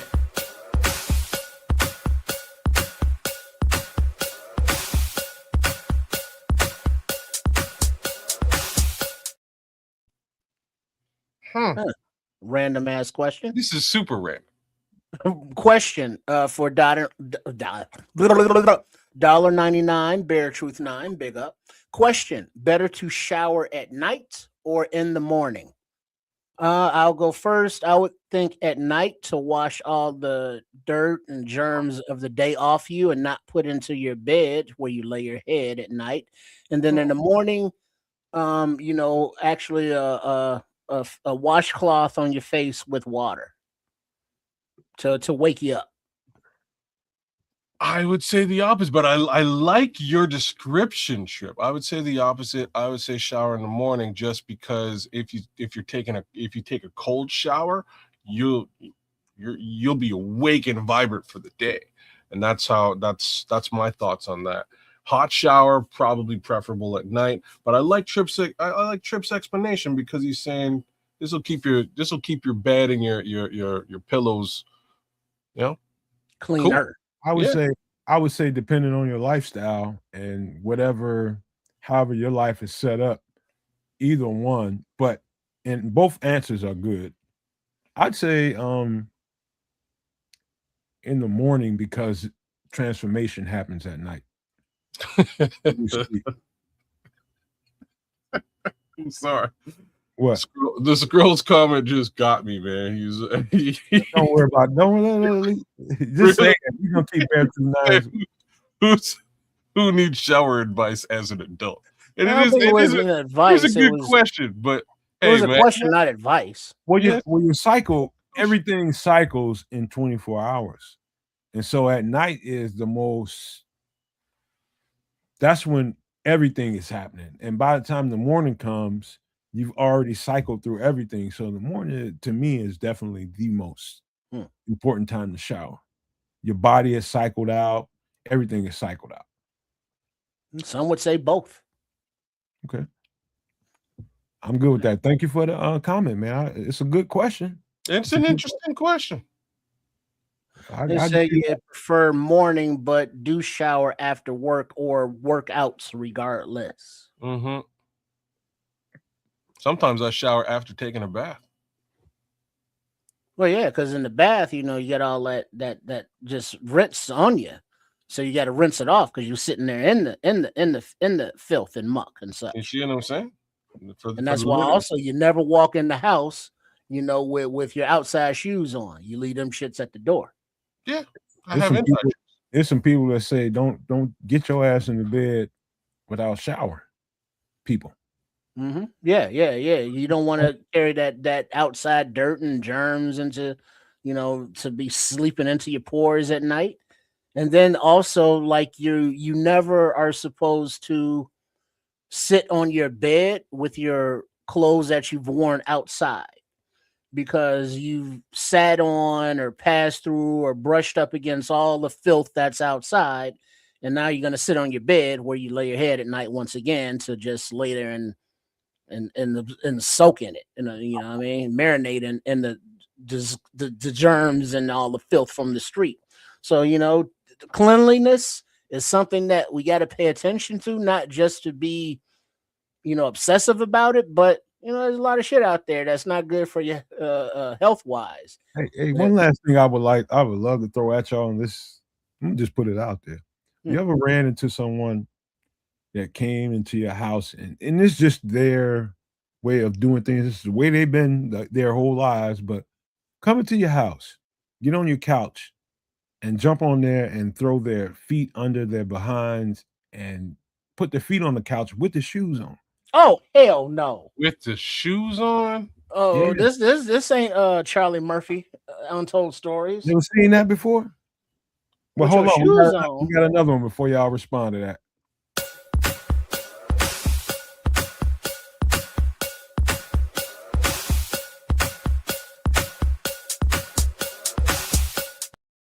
Bear Truth 9 is up the ante. $4.99 super chat. So how many showers a day on a consistent basis? Depends on the time of year. I'd say twice in the summer. Yeah, sometimes twice. Sometimes, well, put it like this. If you're a morning shower person, you want to get up and, start the day. It's like, all right, you take a shower. And then in the middle of the day, you come home after work or working out and you're dirty, you're grimy. It's like, yeah, I got to get clean. So you take a shower.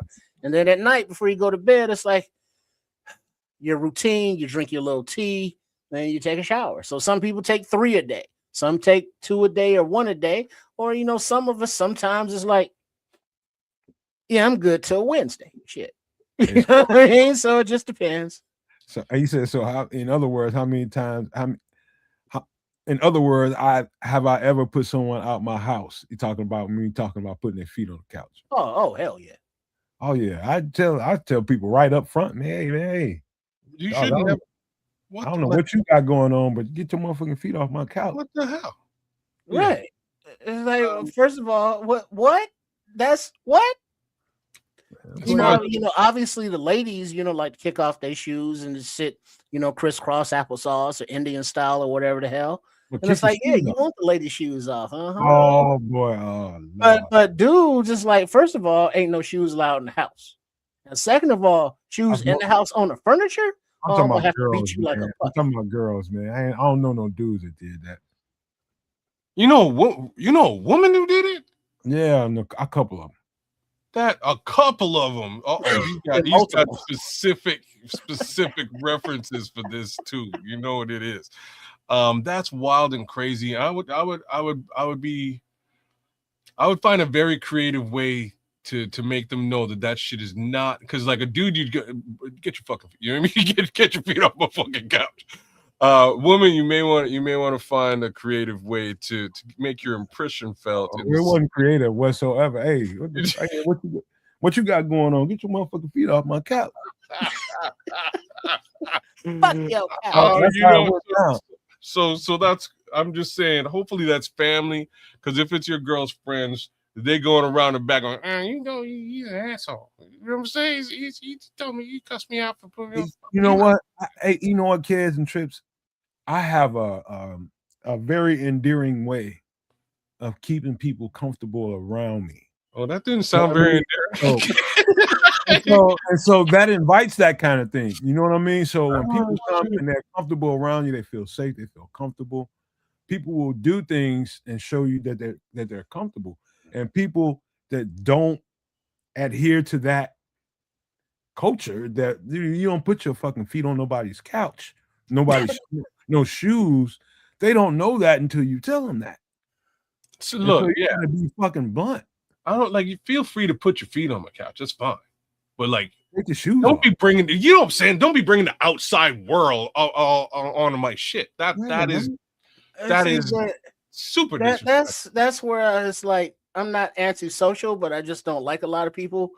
And I don't want nobody who's not me or some, lady with her yummies all on the couch or something, where if I'm going to be on my couch and I'm going to lay down or something, and it's like, damn, this dude had his feet on the couch and that wasn't mine, or it wasn't a female. Why every time Trish no. In here. Because you lay on that couch.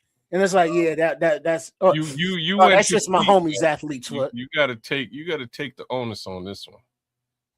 Yeah. Hey? This one's your fault, man. I gotta stay on the floor. I gotta point that one out. But you know what I mean? Like, okay. If you do the plastic thing, man, I can't do that because that just reminds me of my auntie. My auntie was so like, man, auntie was the worst, bro. She had a whole room, like it was a whole room plasticed out. You couldn't even go in the room. If you went in the room, you would get cussed and ran out, and you might get something thrown at you and or hit with something. Very possible. But like, it was funny because like auntie was cool before this. Auntie was great. But once she got that setup in that room, she's like, this setup gonna last forever.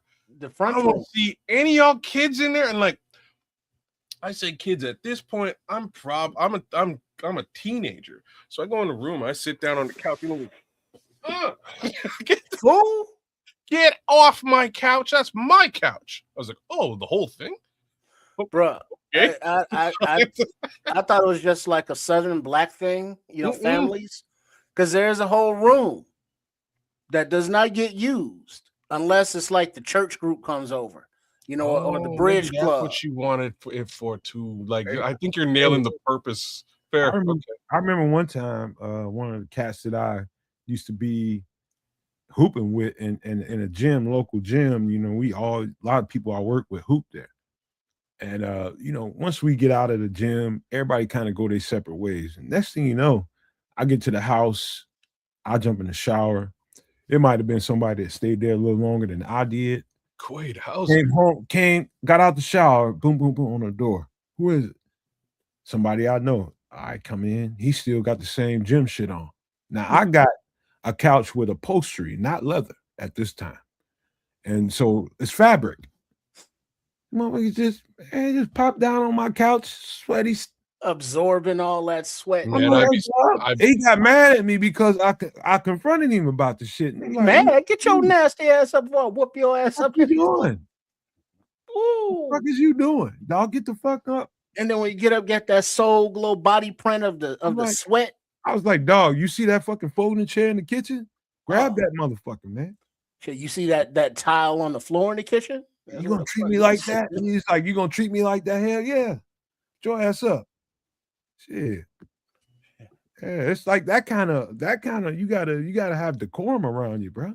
Mm-hmm. Just home training. Now, granted, ain't no everybody got home training or the same home training, but no. And it's like, no, Hauser, I don't make them take off the shoes. It's just house rules.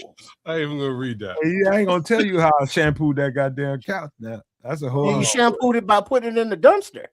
No, I shampooed the dog shit out there, man. He was only on there for like 5-10 seconds, and I had it. That's all it takes.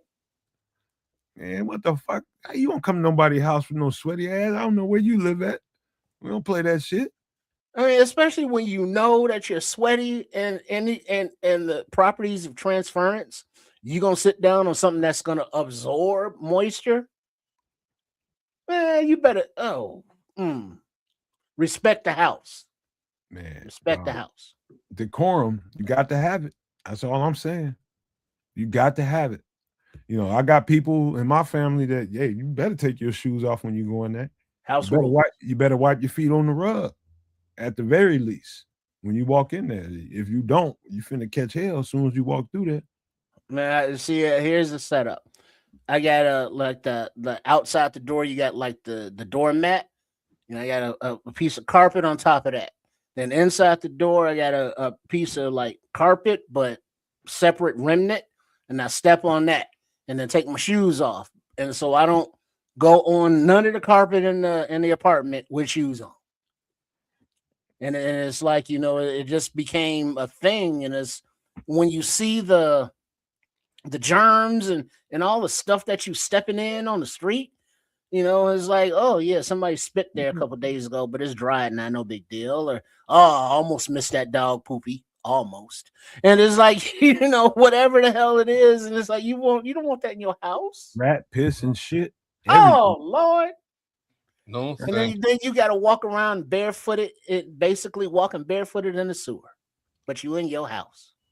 Man, dog, you want to torture somebody? Make them lick the bottom of a shoe that somebody lives in the city. What? Yeah, that's torture. Because you're like, man, you know what you walking through. Mind think of this. I'm just saying. Listening to the first Wu-Tang Clan. The bottom of somebody's shoe that lives in the city. You know what's going on that pavement. There's all kinds of puke, shit, piss, and everything.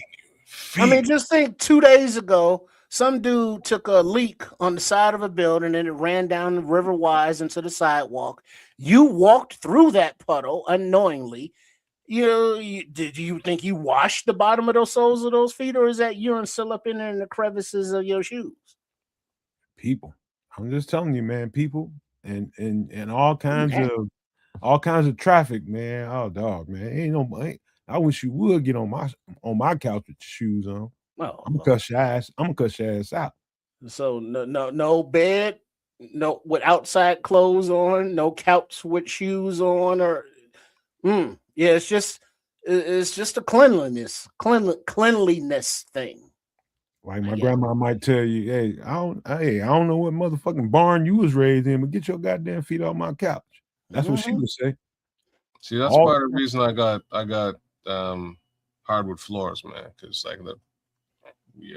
You know what I mean? Yes, less sweeping and stuff, but yeah. A lot less sweeping. No, ain't gonna absorb your stuff. You know what I mean? Like, so, but I'm similar to you, Trip. The whole front. I wear my outdoor shoes.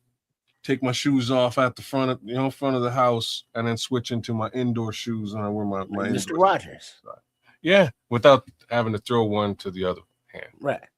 But also like, the memories of the plastic furniture, in the wintertime, it was all right, but it would get kind of hard and crusty because it was cold.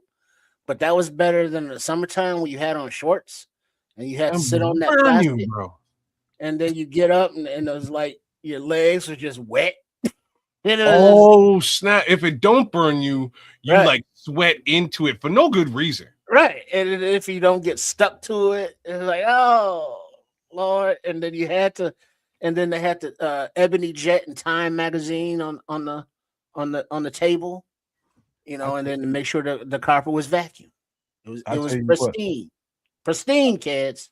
The French one. I tell you what, we're gonna have a hell of a conversation similar to this one on some extra sauce. We can give all these kind of takes and wax it on and wax it off poetically, because we get to talk about any and everything there. But this was a hell of a Bears conversation, guys. Wouldn't you say so? Yeah, indeed. Big ups to everybody for participating and looking at the possibilities of the prospects and such. M7922, come back, like, share, subscribe, brother. Come back to like, share, subscribe to Sports Chicago Style, Keds of Canuck, and to the Nomad Network. And come back next week. We'll get you in on a draft of your own if we can. Hopefully we have time to do exactly that. Big shout outs to our draftees today. Being the one, the only, the Scrolls. Oh, look at that, brother. He's the Red Bear. He's the man. Love that guy. And Glockior, man. Shout out to Glockior, man, who is the gun-toting member of get those the Herberts. He-Man crew. Those baby cats Herberts. And a shout out to Bear Truth 9 for the super chats. Absolutely. He said, LOL, I want to give a little something, and you guys are so different in personality. It's fun to hear y'all talk on a simple subject. It is true, man. That's what makes it good, is because we're so different. Very true. Very true. Yeah. But shout outs to all you guys, and again, big ups to our draftees today. I think both of you guys did a pretty decent job across the board. You more or less filled all the holes needed, with maybe some slight exceptions. And like no. I just you know me. I'm just sick of the whole, where's our edge rusher? Just get that out. Stop that. Let's just kill that, dead that question. Sorry, unalive that question. It's done it. Get the edge rusher, and we're off to the races. So that's my little 2 cents there. I hope the Bears are able to accomplish that. But as you guys have noticed and proved, that ain't the only missing link on this defense and or on this entire Bears roster. So there's improvements needed, and hopefully these guys can make them in the draft. Hey, I'll first of all, big up to everybody. Thanks for all the support. And if we're gonna trust this coaching staff, we're gonna trust them. That means polls included. So as we we'll see you Wednesday here on some extra sauce, which will actually be the first of the month. Wake up, kid. And we will be now 3 weeks or so away from the draft. So make sure you are scheduling your plans to be with us here on the Nomad Network at Keds of Canuck and Sports Chicago Style on draft weekend as we go live and live reaction to the picks as they are made and breaking them down for all of our new Bears.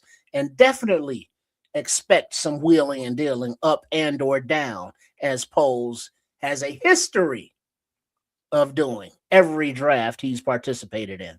So big up to y'all, and we look forward to seeing you on Saturday. You know what, man? I'm looking for something, something, something. Where is it at? Oh yeah, on Wednesday night at 8 p.m. Central. I my plan right now is to kind of go further into where we went with Doomsday Survival and go down that road with more current events and trying to help people get more prepared. And for the people that didn't see that show, I advise you to go and watch some extra sauce last Wednesday, man, because that segment was bomb as shit. Even watching it on replay, what we were talking about and breaking down, talking about current events. I'm talking about things that are happening right now, the escalation in the Middle East and how that domino affects everybody. You know, whether you're in the United States, Canada, Switzerland, I don't care where you are in the world, Cuba, I don't care. It's going to touch you. And so that particular segment of the show was very good. Very, very good because it was focused. It was something that everybody can relate to. And we'll expound on that this Wednesday because I just want to help people. And if that means us going backwards a little bit in some of the things that we can do to help people get ready for prepping for, you know, crazy costs for everything and setting yourself up for some kind of success, man, you know, when everybody else around you might be failing because they're not paying attention to and just thinking that everything is going to be all right and just hoping everything is going to be all right. Nah, I'm here to tell you that's not the case this time. I'm here to tell you that. Take it from me. It is not going to be the case this time around. You have got to start making some plans. That's just the way it's going to have to be. But that segment of the show, again, will be very informative for everybody that wants to at least know how to start getting it together. We'll go backwards a little bit so we can give you the basics. Start small and start growing, literally and figuratively. And so pay attention to the show Wednesday at 8 p.m. Central. That part of the show is going to be very, very important. And I just wanted to say, you guys, man, thank you guys for being here. This was fun. The Bears segment was really good for me because some of the guys that we talked about tonight, really DT Sheffield is a guy that really, I just love that particular football player, that receiver out of Rutgers. I just absolutely love him. And I think he can really bring something to us right now. Knowing that, what's his name that we just got out of Detroit? I'm Khalif Raymond. Khalif Raymond. Yeah. He's not long for the Chicago Bears, and you best set yourself up for the guy that can help you beyond him. But I think he's going to be probably one of the more important pieces that we got in this offseason. But setting the next thing up is something ideal when you're trying to build for the future and you build young. And I think that's what we're in the midst of doing. We didn't see any crazy transactions that happened this offseason with some of the guys that were out there. And I think that's sitting a certain kind of way with a lot of people out here in the Bears community. I think they feel a certain way about that. I really do. But you know, it's what it is. I'm done. When I first became a podcaster, I chased it all. I was assuming a lot. But now I don't have to because I just pick up the pieces that they lay down. Those are clues. And I start putting the picture together. And so instead of chasing and going crazy and, okay, we might have this guy, we might want that guy. No, they're telling us what they want. Whether or not we accept it, that's a whole other thing, man. But as a podcaster and what we do over here at the channel, all of us pick up the pieces that they're laying down. And we'll put the picture together. We're slowly doing that over here on the channel. Got a couple more weeks before the picture really comes into focus. But this is what's going on. So don't break your neck and fall in love with guys that don't fit. You got to pay attention to guys that fit what we do here. You got to be realistic about it. You got to. And so that's what we try to do over here on the channel. I want to thank you guys again for being here. This is fun. We'll have another fun show on Wednesday, man. We'll talk about a little bit of everything. But I want to leave you guys with these famous words. Love, peace, and hair grease, y'all.